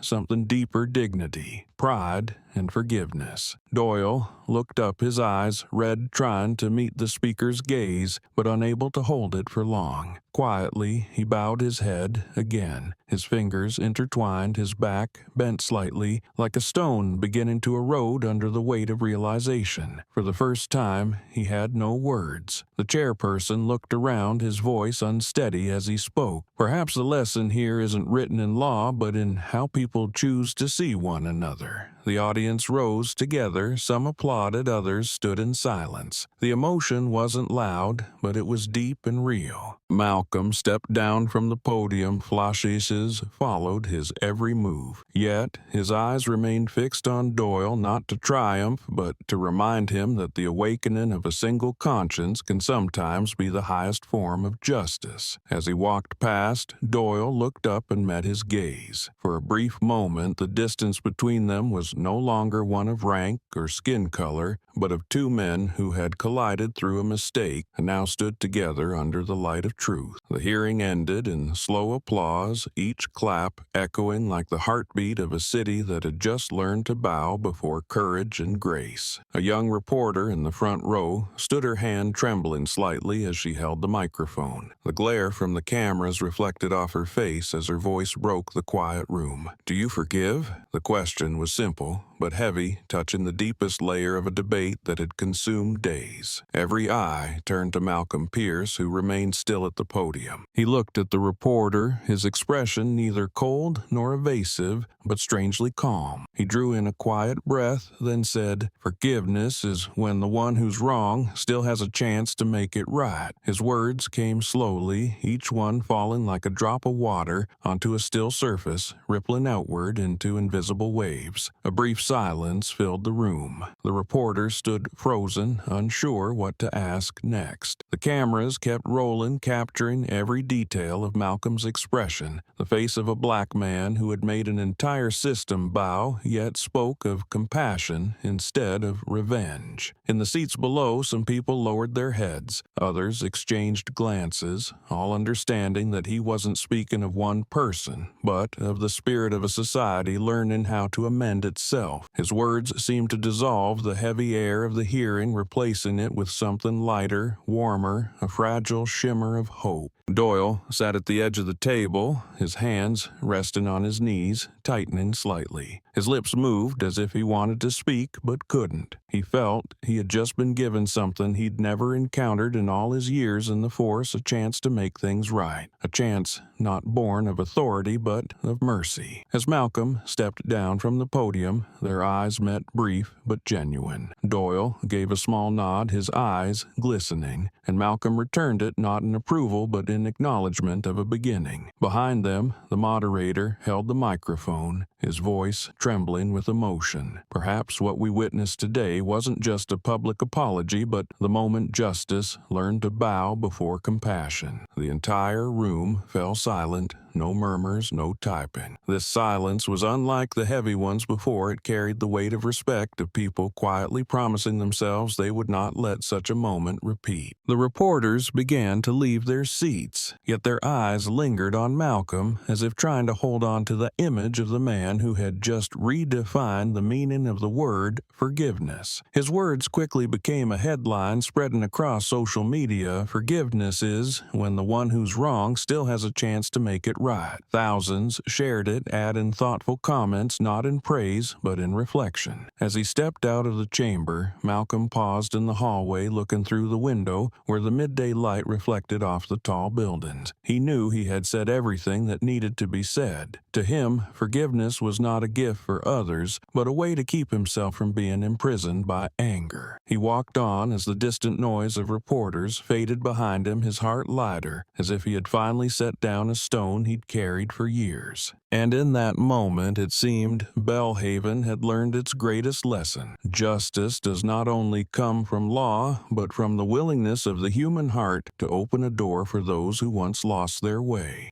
The courtroom glowed under bright lights, yet the air felt thick with anticipation. Everyone present knew this morning would bring the Belhaven case to a close, though none could tell how it would be remembered as a verdict or as a warning. In the front row, Malcolm Pierce sat silently, his hands clasped, his calm gaze fixed on the bench. A few rows behind, Doyle sat pale-faced, his tired eyes cast downward, avoiding every glance. Beside him, Kane sat upright, his expression steady, though his interlaced fingers trembled not from fear, but from emotion. When the judge entered, the gavel struck 3 firm times, slicing through the tension in the room. After reviewing all evidence, the video recording, and the testimonies of those involved, the judge's voice rang clear, each word measured the state. Court finds the defendant, Sergeant Harold Doyle, guilty of racially discriminatory conduct while performing official duties in violation of Section 12 of the Civil Rights Code. The panel recommends permanent dismissal, badge revocation, and termination of service within the police force. The words fell dry and final, freezing the air around them. Doyle lifted his head, his eyes hollow. He neither protested nor defended himself, merely stared at the hands that had held authority for more than 30 years now, trembling like those of a stranger. The small badge on his chest, the emblem of his life's work, was unpinned in silence. The faint metallic sound it made upon hitting the table seemed to echo in everyone's mind. The judge paused briefly, then turned to Kane. "Officer Jonathan Kane, for your cooperation and honesty throughout this investigation, the court acknowledges your accountability and support for institutional reform. You are reinstated and reassigned to the Training and Behavioral Reform Oversight Unit." The judge's tone was not cold, but contemplative, as if to remind him that this was not a reward, but a new form of duty. Kane stood, nodded, and replied softly yet firmly, "I understand, Your Honor." In that moment he appeared different, not the uncertain young officer once caught in a storm of scrutiny, but a man who had finally stepped out of his own shadow. Malcolm followed each exchange, his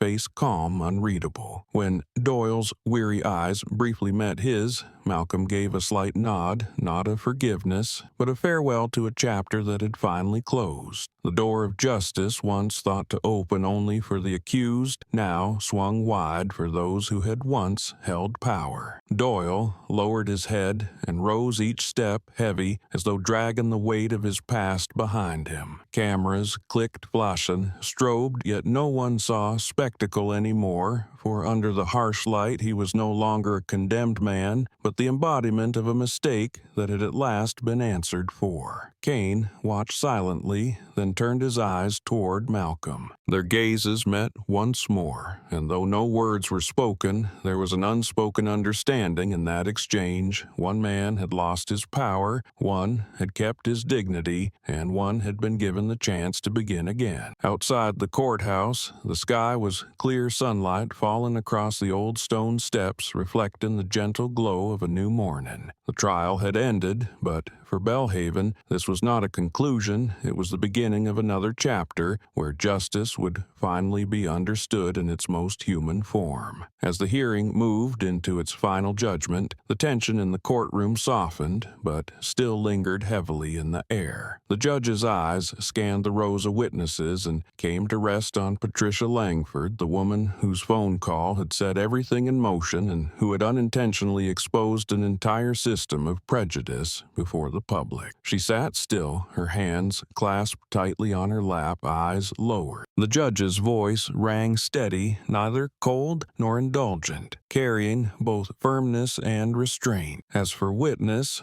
Patricia Langford, given her full cooperation during the investigation, her submission of the video as evidence, and her public apology, the court rules not to prosecute. The gavel struck once short but resonant, and the sound made Patricia tremble, tears welling up. She did not lift her head, only whispered, "Thank you," her voice breaking in the vast room. The press gallery murmured, some reporters looking at her with sympathy, others remaining detached as though witnessing a familiar scene. But to Patricia, this was no longer a trial. It was the end of the long days haunted by guilt. She remembered that afternoon on the balcony phone and recording a man she thought did not belong. Now that the image returned to her mind, but instead of suspicion, she felt only shame for her narrowness. Her public apology, she realized, had never been an obligation. It was a late attempt to reclaim some fragment of her own conscience. From the back row, Malcolm watched quietly. When the decision regarding Patricia was read, he nodded slightly, a faint look of relief crossing his face. He did not hate her. He never had. He understood how easily people feared what they did not know, and how sometimes only a collision with truth could teach them to see differently. Patricia turned her eyes, meeting his for a brief instant, a look filled with gratitude and remorse. Malcolm answered with a small, calm smile, enough to let her know that her apology had been accepted even without words. When the judge declared the session adjourned, everyone began to rise. The sounds of footsteps, chairs scraping, and camera shutters blended into one another. Malcolm stood slowly and walked toward the grand doors. Outside, the midday light poured down the sky so clear that the white clouds seemed to hover just above the ground. A gentle breeze brushed his shoulder, carrying with it the warmth of a new day. The feeling was strange, as if the city itself had just been washed clean of the heavy dust of prolonged silence. As he stepped down the courthouse steps, a few people recognized him and bowed their heads, not as one would to a public figure, but to someone who had borne a portion of their shared shame. He smiled, returned the gesture with a slight nod, and continued walking. In the distance,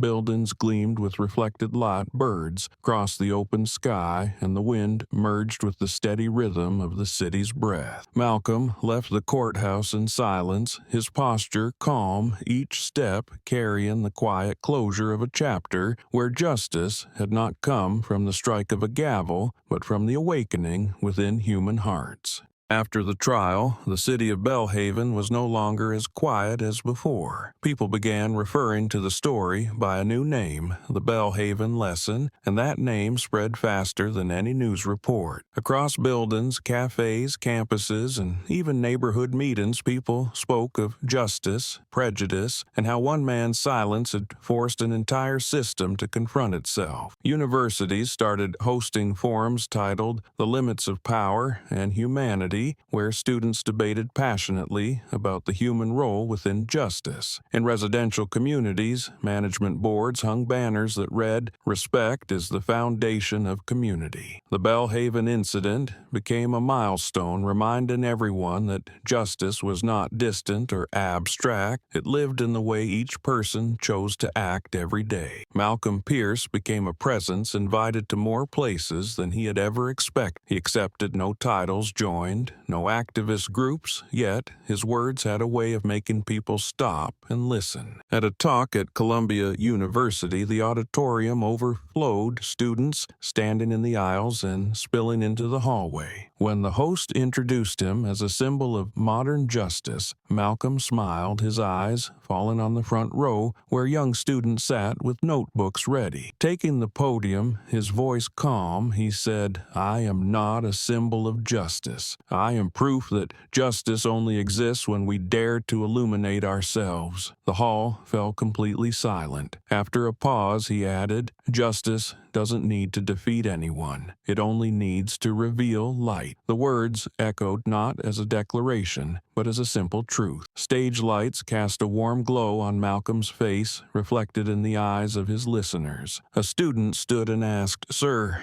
do you ever regret letting it all happen?" Malcolm smiled. "I don't, because without that mistake, none of us would be here today to talk about what's right." When he finished, applause broke out, long, steady, and sincere rather than loud. In the back row, a professor bowed his head, eyes glistening, knowing that this lesson would never appear in any syllabus because it lived in life itself. On social media, the video of his speech was shared millions of times. Beneath each post were thousands of comments. One wrote, "Justice is no longer an idea, it's an act." Another said, "I saw myself in his silence." The Belhaven lesson was no longer a local story. It had become a symbol of transformation from within, reaching far beyond the city to social institutions, to state legislatures, and to the hearts of those ready to listen. One evening, Malcolm stood on his balcony watching the city lights stretch into the distance. Each flickering light looked like a spark of awareness slowly awakening. He knew there was no miracle that could suddenly make people better. Only truth had that power. The night wind drifted by, carrying faint echoes of conversations people discuss in classrooms, talking about prejudiced dialogues beginning to unfold. And, at the center of it all, Belhaven, the place that had begun with a mistake, had now become the ground where the seeds of real change were being sown. Doyle sat alone in his small suburban home, the dim yellow light casting over his aged face, each wrinkle like a cut left by time. On his old laptop screen, the video from the Belhaven pool played once again, the sound of rippling water mingling with Malcolm Pierce's calm voice. He had watched it dozens of times, each viewing like a punishment he inflicted on himself. His face in the video was stiff, his stance defiant, his hand resting on another man's shoulder, a familiar reflex of authority. But now, watching it again, he saw only a pitiful man hiding fear behind aggression. His eyes, once sharp, had grown tired, heavy, like the still water that had mirrored the sunset that day. Malcolm's voice came again. "If you ever touch me again, make sure your hands are clean of prejudice." Doyle paused the video at that moment, his hand trembling slightly, then turned off the screen. The room was instantly swallowed by silence thick as fog, and he felt himself shrink within it. He rose and walked slowly to the window, gazing out at the empty street. A few children were playing ball under the streetlights, their laughter echoing through the night, making him feel strangely distant from the world he once believed he understood. Doyle sat back down, hands resting on his knees, and let out a heavy sigh. 30 years of service. The commendations, the medals on the wall, all meant nothing now, leaving only a hollow space inside. He wasn't afraid of losing his honor. He was afraid of the harm he'd caused to those who never deserved it. At an age when most people seek peace, he was only beginning to face what he had spent his life avoiding, the truth. At that same moment, Kane went to Malcolm's house. It looked just as it always had, the trees lining the walkway, neatly trimmed, the pool outside reflecting the soft glow of the lights. Kane walked slowly, his shoes making a faint sound on the stone path. Malcolm sat on the porch, a cup of tea in hand, eyes resting on the water. Hearing footsteps, he looked up and nodded in greeting. Kane stopped, bowed his head deeply, and said quietly, "Thank you for not letting me become someone completely lost." Malcolm was silent for a moment, then set his cup down, his gaze softening in the dim light. "You were lost," he said, "but not your reputation, your illusion of yourself. Losing that is how you begin again." Kane looked up, his eyes wet with a mix of gratitude and regret. "I saw you at the courthouse that day, and I understood justice isn't something to command, it's something to reflect. I want to start over from the place where I first went wrong." Malcolm nodded gently. "Then teach others what you've learned before they repeat what you once did." Kane left his figure fading beyond the line of trees. Malcolm watched him go, then turned back to his cooling tea as the night breeze brushed past, rippling the surface of the pool. Somewhere else, Doyle still sat staring into the empty space before him, his eyes drifting toward a distant place. Two men, one seeking to rebuild, the other seeking to repent, living within the echo of a single afternoon in Belhaven, where justice had begun with awakening and mercy had become the highest form of victory. A year passed, and summer returned to Belhaven, carrying with it the scent of sunlight and the sound of cicadas, recalling the afternoon that had changed the entire neighborhood. The sun shone brightly, reflecting off the clear blue water of the pool once called the Pool of Silence. Today it was filled again with laughter. White and black children leapt into the water together, their different skin tones blending in the ripples, no lines left between sunlight and joy. The splashes, the shouts, and the bursts of innocent laughter made it hard to believe this had once been the center of a controversy that shook the entire country. Adults sat on benches by the pool, their expressions softer now, as if they had learned that peace existed not because of rules, but because of respect. Just beyond the gates of the estate, a new sign had been hung, white background. Black letters, simple but striking, "Respect has no color." The words were plain, yet to the residents they were more than a slogan. They were a reminder of a lesson bought with pain and change. On the day the sign was raised, many people stopped for a long while, staring at the letters as if looking into a mirror. It was Patricia who suggested the phrase, and Malcolm who gave his approval when the residents' council sought his opinion. A simple reminder, he said when interviewed, but enough for the next generation to know that respect is not taught through fear, but learned through humanity. From a distance, Patricia watched the children swimming, her eyes warm, her face still touched by emotion. It had taken her a long time to truly forgive herself, and each time she passed this place her heart grew calmer. Those who once avoided her now smiled in greeting, not because they had forgotten, but because they all understood that forgiveness was sometimes the only way forward. Under the trees, a few older residents sat, retelling the story from the year before, their voices no longer sharp, but carrying a quiet pride as they spoke of the day Belhaven learned to look at itself. Malcolm sat farther away on his familiar wooden chair, a new book in hand. He was no longer the center of attention,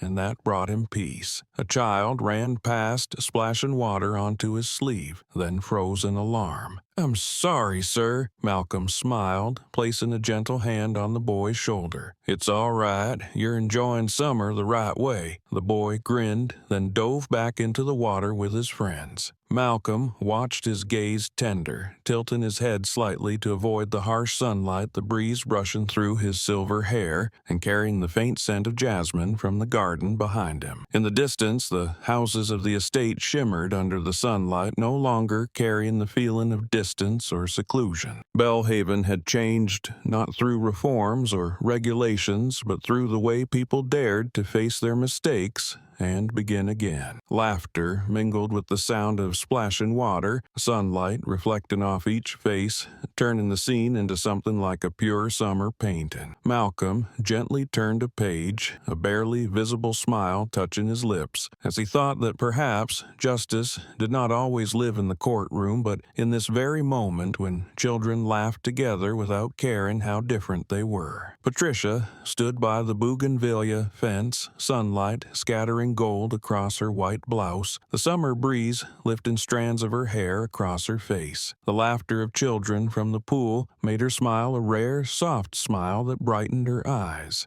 She remembered the first time she had seen this scene not in joy, but in suspicion and fear, when she had mistaken a man reading by the pool for a stranger who did not belong. Since then, time had flowed like a long river, washing away everything, even the unspoken arrogance she once carried. Each afternoon as she passed this place, she stopped for a few minutes as if to measure herself again, the woman who once chose doubt over understanding. Today, watching the white and black children play together under the sun, she felt something inside her finally heal. Her smile was no longer the forced one of repentance, but the calm smile of someone who had learned acceptance. Across the pool, Malcolm Pierce sat in his familiar wooden chair, the one he always chose on quiet afternoons. The book in his hand was titled The Power of Calm, its corners slightly bent from being turned too often. He read slowly, his eyes tracing the lines, though his thoughts were elsewhere. From time to time, he looked up at the water where sunlight shimmered into silver streaks. On that surface, every face was reflected the same, indistinguishable from one another. Malcolm liked that image. It made him think of everything that had happened, of anger, of silence, and of how, in the end, people had found their shared voice through dignity. A gentle breeze passed through, and he closed his book, leaning back to listen to the rustle of leaves and the laughter of children echoing in the distance. Sometimes life only needed to be this peaceful, without applause or repeated apologies. He had weathered his own storm, and now sat here as if reading the final page of a long story. This chair, once the place where he faced looks of disdain, had become a spot where people came to talk, to listen to him speak about patience and how to stay calm amid turbulence. A few people walked by nodding and greeting, some stopped for brief small talk, and Malcolm answered with a faint smile. The way he saw the world had changed, and somehow the world now seemed to see him differently. From afar, Patricia watched, her eyes resting on his relaxed posture, an image that felt both familiar and distant. In that moment, she understood that calmness was not silence, but the strength of someone who had seen chaos and still chosen gentleness. Her smile grew wider, and when Malcolm looked up, their eyes met through the golden sunlight. He gave a small nod, and she returned it softly before turning away, her heart at ease. The lake shimmered, the wind and laughter blended together, and Belhaven, after everything, had found once more the peaceful rhythm of a place where respect had become second nature. Morning in Belhaven began with a thin layer of mist drifting over the lake, sunlight quietly filling Malcolm Pierce's study, wrapping around the bookshelves and glinting softly off the glass window. He sat at his desk, the familiar corner that had become his refuge in the calm days after the storm. On the desk lay a cream-colored envelope placed neatly beside a steaming cup of tea. There was no return address, only a line of handwritten words to Mr. Pierce. Malcolm paused, studying the envelope for a long time before opening it. The paper carried the faint scent of fresh ink, the handwriting firm yet trembling slightly like that of someone who had thought too long before writing. "I've chosen to be a police officer again, but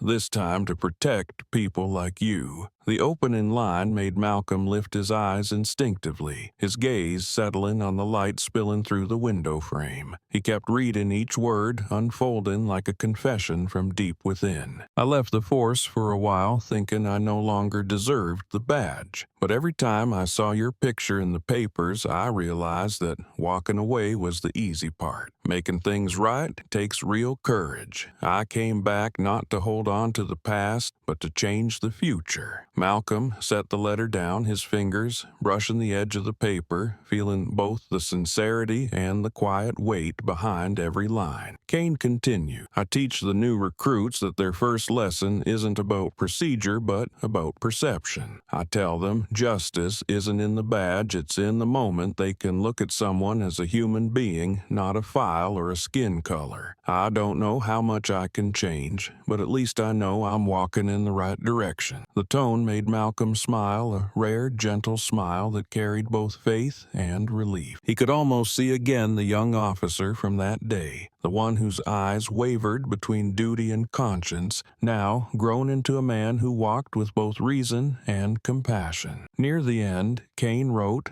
if anyone asks why I still wear this uniform, I'll say it's because there are people who made me believe it still deserves respect. You are one of them. Thank you for not letting me lose everything." Malcolm carefully folded the letter and placed it in his desk drawer, his eyes drifting toward the window where the lake shimmered under the early sun. He could feel a new kind of peace settling around him, a stillness no longer born from solitude, but from the quiet healing of a heart that had been understood. On the desk, sunlight spilled through the window, glinting off the envelope in a thin golden streak. Malcolm took a slow sip of tea, the mild bitterness spreading across his tongue before giving way to a warm aftertaste. He smiled faintly and murmured to himself, perhaps justice sometimes needs to be rewritten by the same hands that once trembled. Outside, children's laughter echoed faintly, blending with the whisper of wind through the trees, forming a gentle melody of a morning where the past had been forgiven and the future was learning to heal. Malcolm sat quietly at his desk, morning light streaming through the window, painting soft golden lines across the wood like a thin layer of varnish. Kane's letter still lay there, neatly folded, its corner slightly curled from the warmth of his hand. A gentle breeze slipped through the curtain, carrying the scent of damp grass and the faint sound of water lapping against the lake. He leaned back in his chair, eyes drifting outward to where the sunlight shimmered on the water like a mirror without judgment. A breeze stirred the open page of his book, and he smiled faintly, a gentle, deep smile as if hearing a familiar melody he hadn't recalled in years. In that smile, there was something peaceful and warm, the quiet contentment of a man who finally knew his journey had meaning. He reached for his cup of tea, taking a slow sip, the warmth spreading until his eyelids fluttered closed. Images flickered in his mind, not of anger or confrontation, but of faces changed. Patricia, with her shy smile by the bougainvillea fence, Kane, in his new uniform with clearer eyes, and Doyle, the weary face of a man burdened by redemption. They were all pieces of an unfinished mosaic, yet enough to make him believe that the human heart could mend itself if someone was willing to begin with sincerity. His fingers brushed the letter again, pausing over the final line. Each word seemed to carry the breath of forgiveness, an emotion he once thought rare, now suddenly simple. Malcolm tilted his head slightly, his voice barely above a whisper, yet carrying the weight of understanding meant for the man who had written that letter. Forgiveness is the only flame that can melt the ice within a person's heart. The words drifted out softly, dissolving into the quiet, blending with the rustle of leaves and the distant sound of the water. He knew forgiveness was not about forgetting, but about releasing, allowing the heart to soften after years of being hardened by justice and pain. To him, forgiveness was the only act that let people keep living without carrying the burden of what had been. A small sparrow landed on the balcony rail, chirped once, then flew away, leaving a trace of pure sound in the still air. Malcolm watched it, his gaze distant yet gentle, as though seeing a reflection of his own spirit in its movement. He placed his cup down, and the breeze returned, making the edge of the envelope flutter softly, a faint rustle that brought a quiet sense of life to the room. He closed his eyes for a moment, feeling light cleansed. Outside, Belhaven was waking under the sun, the familiar sounds of a life weaving into a wordless melody, each person within it learning how to move forward together. Malcolm smiled once more, deeper this time, and murmured to himself as if leaving a note for his own heart that some flames do not burn to destroy, but to warm, and forgiveness is such a flame.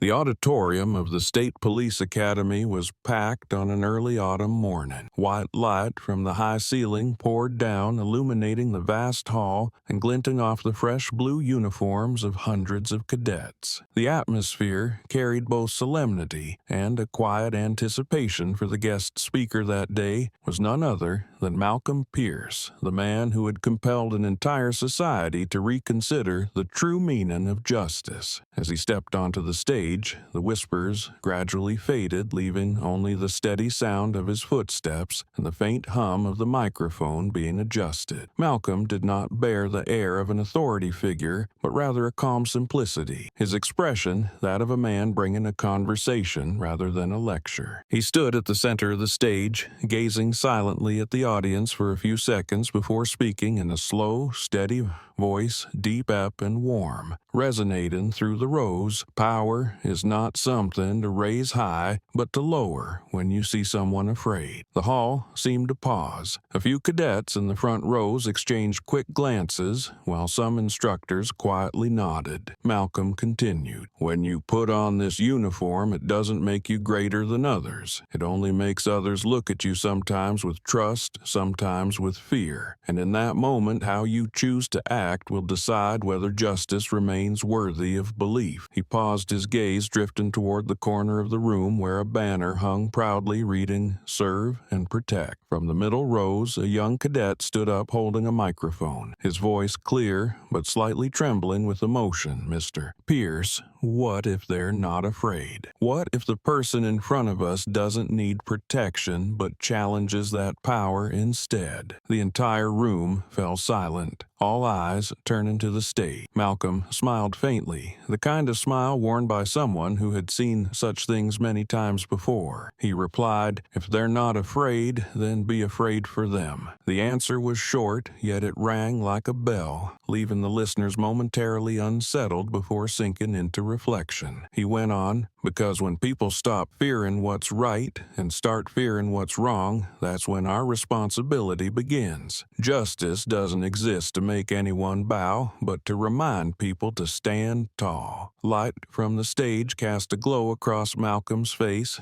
touching the silver in his hair and the calm brown of his eyes, whose quiet depth stilled the entire hall. He briefly retold his own story about the day he was questioned in his own yard and how a single exchange of words had shattered prejudice. "Back then," he said, "I did nothing because I knew sometimes silence is also an action. But today, I tell you this, don't let silence become the excuse that hides fear." Applause broke out, slow and steady, spreading from the front rows to the very back of the hall. Malcolm looked down at the crowd and smiled, his gaze pausing on Kane's face, the man now standing among the training instructors, his eyes reflecting a quiet pride. Malcolm gave a slight nod, then spoke his final word. "If you want to know what justice looks like, look into the eyes of someone treated with kindness. When they are at peace, when they believe in what's right, that's when you've done your part." The lights dimmed, the hall fell silent, and then a long wave of applause broke out, echoing off the walls, lingering like a promise that Belhaven, after everything, had left behind its greatest legacy, a generation that had learned to wield power with compassion. Malcolm stood still on stage, the white light casting across his face, reflecting in the deep calm of his eyes, like morning light on a lake. When the question had risen from the middle rows, what if they're not afraid? He had smiled a peaceful smile, carrying the understanding of someone who had lived through mistakes most only read about. He answered, his voice slow but resonant throughout the hall,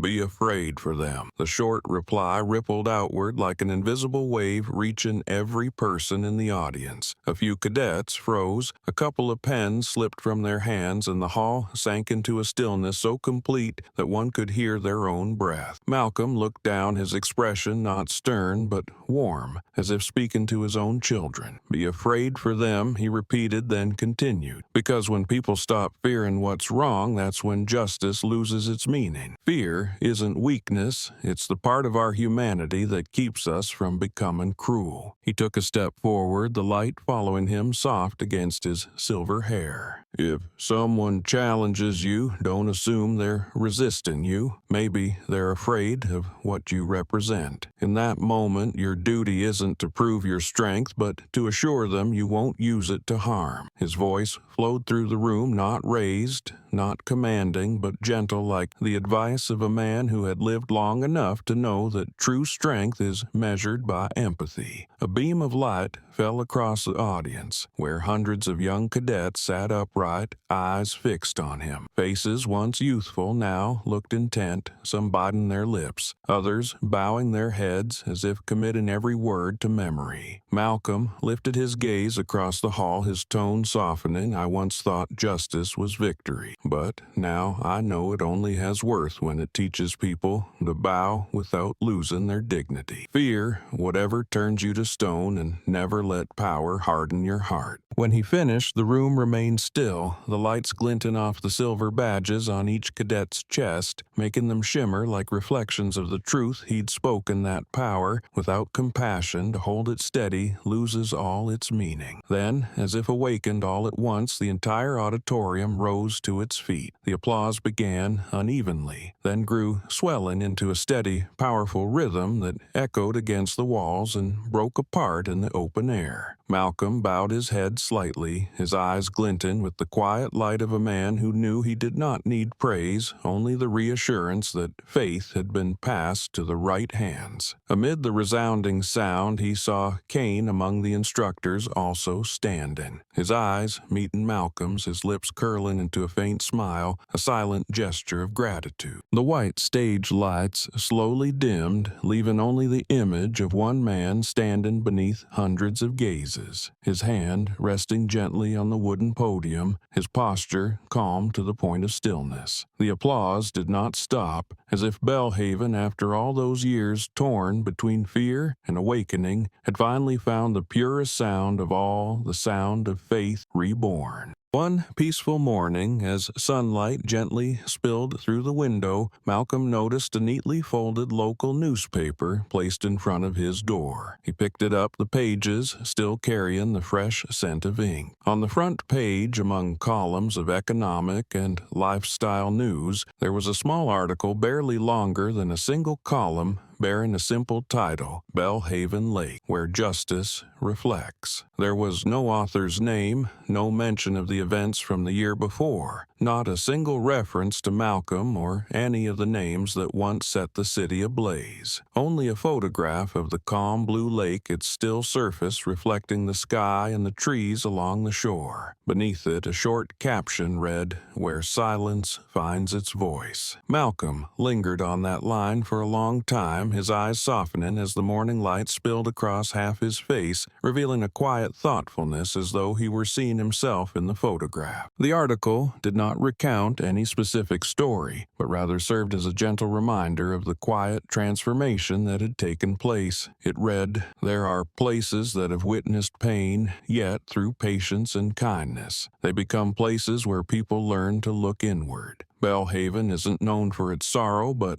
for its courage to heal. Reading that, Malcolm folded the paper, took a deep breath, and let the scent of sunlight and the whisper of wind from the porch wash over him. His eyes shimmered softly as if something inside him had finally been untangled, light but profound. At noon, when he returned to his study, he found a small package placed neatly on his desk, wrapped in brown paper and tied with a thin twine. Malcolm untied the string, unwrapped the paper, and found a familiar book inside, The Power of Calm. The cover was worn but carefully rewrapped. When he opened it, delicate handwriting appeared on the first page. Thank you for being silent at the right moment. Beneath the line was Patricia Langford's signature. Malcolm smiled faintly, his fingers brushing over the ink, his eyes reflecting both tenderness and forgiveness. In the quiet of the room, he felt the warmth of human decency, something that did not come from words, but from the quiet transformation of those who had once erred and were now learning to live differently. He stepped onto the porch, the book in hand, and sat on his familiar wooden chair. The lake shimmered before him, sunlight rippling on its surface, a few young leaves drifting lazily across the water. He opened the book, not to read, but to look once more at the words on the first page. Silent at the right moment, he repeated softly as if testing its meaning. Silence not as avoidance, but as the space that allows truth to speak for itself. That, he realized, was the lesson he had learned, and now others had begun to understand it in their own ways. A gentle breeze swept through, sending a few loose newspaper pages fluttering off the table opening to the photograph of Belhaven Lake. The water in the image seemed alive, mirroring the very sky above. Malcolm smiled, closed the book, and in that moment he understood that justice is not only only written in law, but in the hearts of those who learn to listen to the silence life grants them.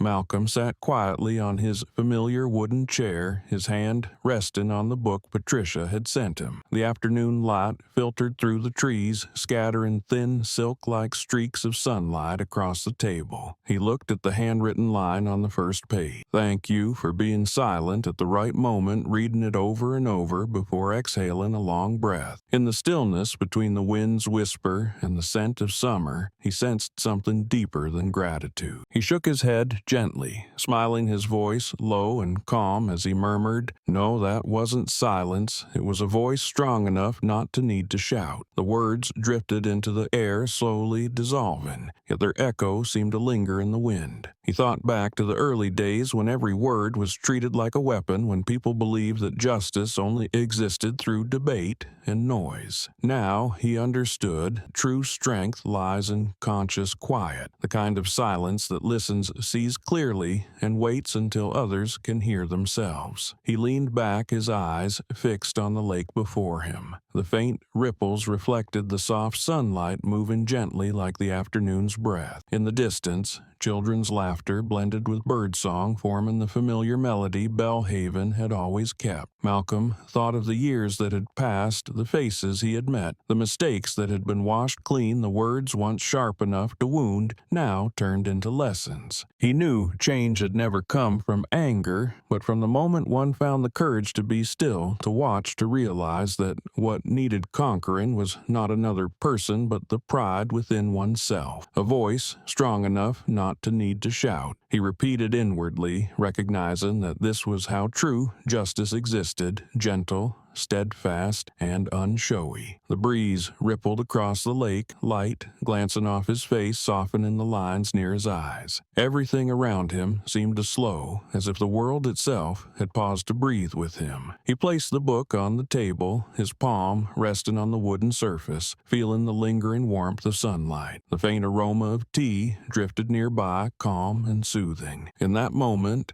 Malcolm felt a deep stillness within, not because everything had ended, but because he knew from here on everything would continue in the right direction. Across the lake, white clouds floated by, mirrored on the glassy surface of the water. The lake reflected the deep blue sky, calm as it had been the first time he sat beside it that afternoon long ago, when prejudice and turmoil still hung in the air. Now it was all gone, leaving only pure peace. Malcolm gazed at the water, his eyes as soft as the sky, squinting slightly in the sunlight, yet glowing with serenity. Belhaven was no longer a place of confrontation, but a place where justice was measured by compassion. The wind swept past, carrying the echo of his words far into the distance, like a quiet reminder that sometimes silence is the strongest voice a person can leave behind. The afternoon settled slowly over the Belhaven estate, golden light lingering on the dark rooftops and the rows of green trees swaying gently in the breeze. The stone-paved street glistened after a light rain, reflecting each step of Malcolm Pierce as he strolled leisurely around the neighborhood. In his hand was a steaming cup of coffee, its rich aroma mingling with the scent of damp earth and faint jasmine in the air. No one looked at him with suspicion anymore, no more cautious glances from behind the curtains. Instead, there were familiar greetings, laughter, the sound of wooden doors opening and closing, ordinary, simple sounds of life filled with peace. From the house across the street, a middle-aged woman stepped out, carrying a basket of flowers, a bright smile on her face. "Good afternoon, Mr. Pierce." Malcolm stopped, tilted his head politely, his eyes soft with a rare gentleness. "Now we're truly neighbors." The words were not loud, but they spread through the air like a quiet affirmation, carrying with them the weight of a long journey of change. The woman smiled sincerely, as if no distance had ever existed between them. In that moment, Malcolm felt as though an invisible door inside him had finally closed, the one that once divided the world between them and him. He continued, walking, his leather shoes tapping lightly against the stone path, each step echoing like the rhythm of the afternoon's breath. Children ran and chased one another through the neighborhood, laughing frozen under the fading sunlight, their hair blowing wildly in the wind. One of them nearly bumped into him, stopping abruptly to blurt out, "Sorry, sir." Malcolm placed a hand on the boy's head, his voice low but kind. "It's all right.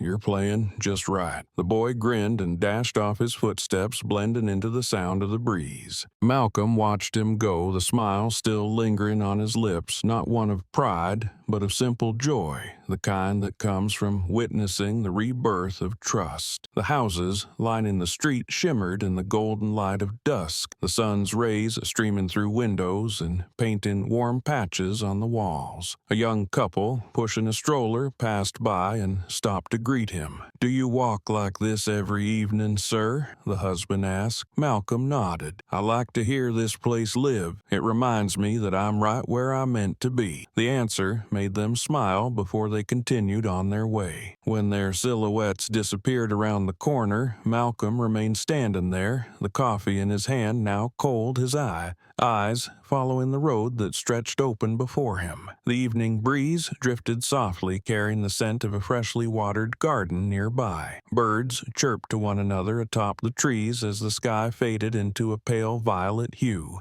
Malcolm walked a little farther, then stopped by Belhaven Lake, the place where it had all begun. The still surface reflected the sky above, faint ripples spreading and blending into each other like old stories dissolving into memory. He took the final sip of his coffee, glancing around the peaceful neighborhood, and felt a quiet sense of completion because the day had finally come when no one asked, "Where do you live?" but simply called him by his name as one who belonged. The breeze brushed his shoulder, the sun set slowly behind the trees, and Belhaven at last had truly become home. Children's laughter rang out around Belhaven Lake, clear, bright, and carefree, like the summer light glimmering across the water. They ran and splashed, scattering droplets that sparkled in the sun, their smiles blooming like wildflowers along the grassy shore. A few paused to toss pebbles into the lake, the sound of each soft plunk rippling outward in gentle circles. The scene warmed the afternoon air, calm yet alive. Standing a few steps away, Malcolm held his cup of coffee, its faint aroma mingling with the scent of leaves and water, giving him the feeling of standing within a tender melody of time. He watched the children silently, his eyes kind, the corners of his lips lifting into a small smile that carried more than joy, a quiet certainty that everything that had happened had truly meant something. A light wind swept across, stirring the lake's surface and catching the golden glow of the sky. Malcolm followed the ripples as they spread, each one like a slow, deep breath of the afternoon. In that moment, he saw his entire journey reflected there, from storms and misunderstandings to days of quiet mending. Across the shore, a few adults sat talking, occasionally glancing toward the lake with calm, friendly expression. No one spoke of that day anymore, as if it had never happened, though. The truth was, they had simply left it where it belonged in the past. Malcolm looked down, his reflection merging with the sky and trees behind him, all blending into a single, tranquil shade of blue. He thought quietly, justice isn't about making people afraid, it's about creating a world where no one has to prove their innocence. The thought came naturally, not as a declaration, but as a whisper to himself and to those who had weathered the storm alongside him. Because in the end, what makes a society better is not punishment, but the ability for each person to live with trust and safety. Justice for him now was not found in courtrooms or verdicts, but in the laughter of children, in the handshakes between those once divided, and in the unguarded respectful gazes shared among neighbors. He stood for a while longer as the sunlight tilted toward evening, its golden rays slanting across the lake, making the surface gleam like a mirror of shifting light. The children kept playing, their laughter echoing, blending with the sound of the wind and the calls of birds overhead. Malcolm took a deep breath, feeling warmth rise in his chest, and in that moment he knew he was witnessing what he had always believed, in a world that could be better, not because people were taught to be strong, but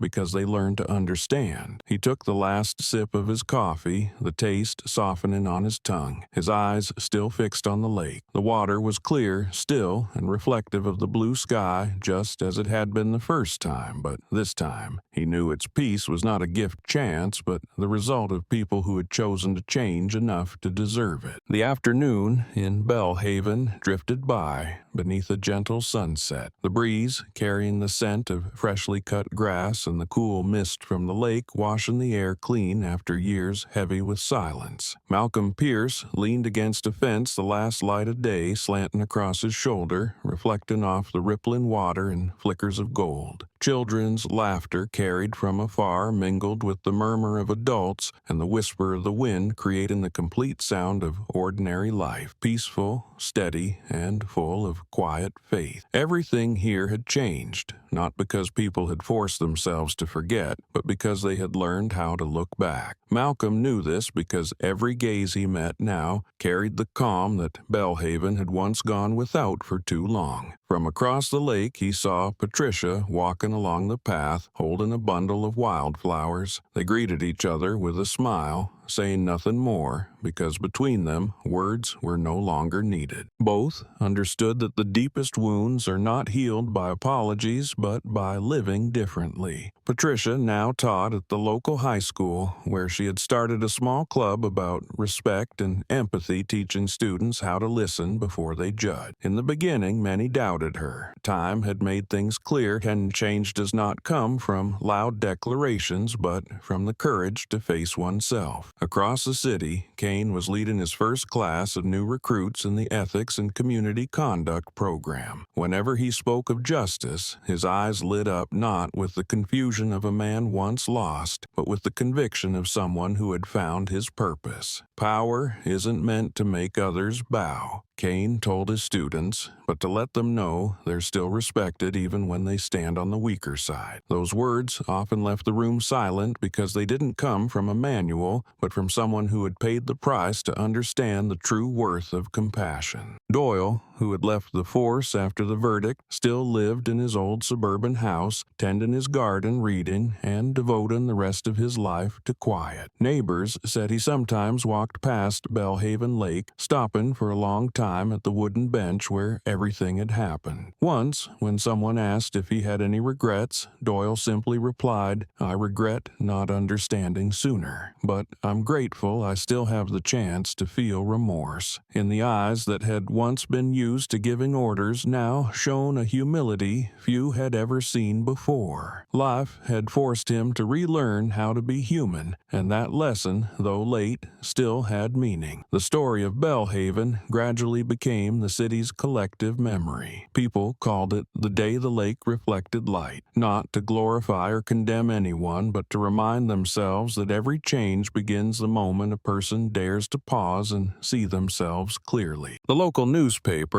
from that year, with its article, "Belhaven Lake, Where Justice Reflects Itself," was still cut out and framed in the city library. The photo that accompanied it showed the lake's calm blue surface, no faces, no names, but that was what made it symbolic, a reminder that in some places names can fade, yet the lessons endure. Malcolm Pierce, in the end, still lived in his house by the lake. Each morning he brewed a cup of coffee and walked along the stone path, greeting familiar neighbors. "Good morning, Mr. Pierce," they would say, and he would reply warmly. Now we truly are neighbors. Those simple exchanges made him smile every day, for they represented what he had always wanted most to be seen as a natural part of the place he belonged to. Fairness, he thought, was not always a verdict or a punishment, but the moment people could look at one another without doubt. One afternoon, Malcolm sat by the lake, a steaming cup of tea in his hand. The breeze rippled the surface, spreading small circles of light across the water. He looked down, seeing his reflection merge with the sky and the trees, and thought justice isn't about making people afraid, it's about creating a world where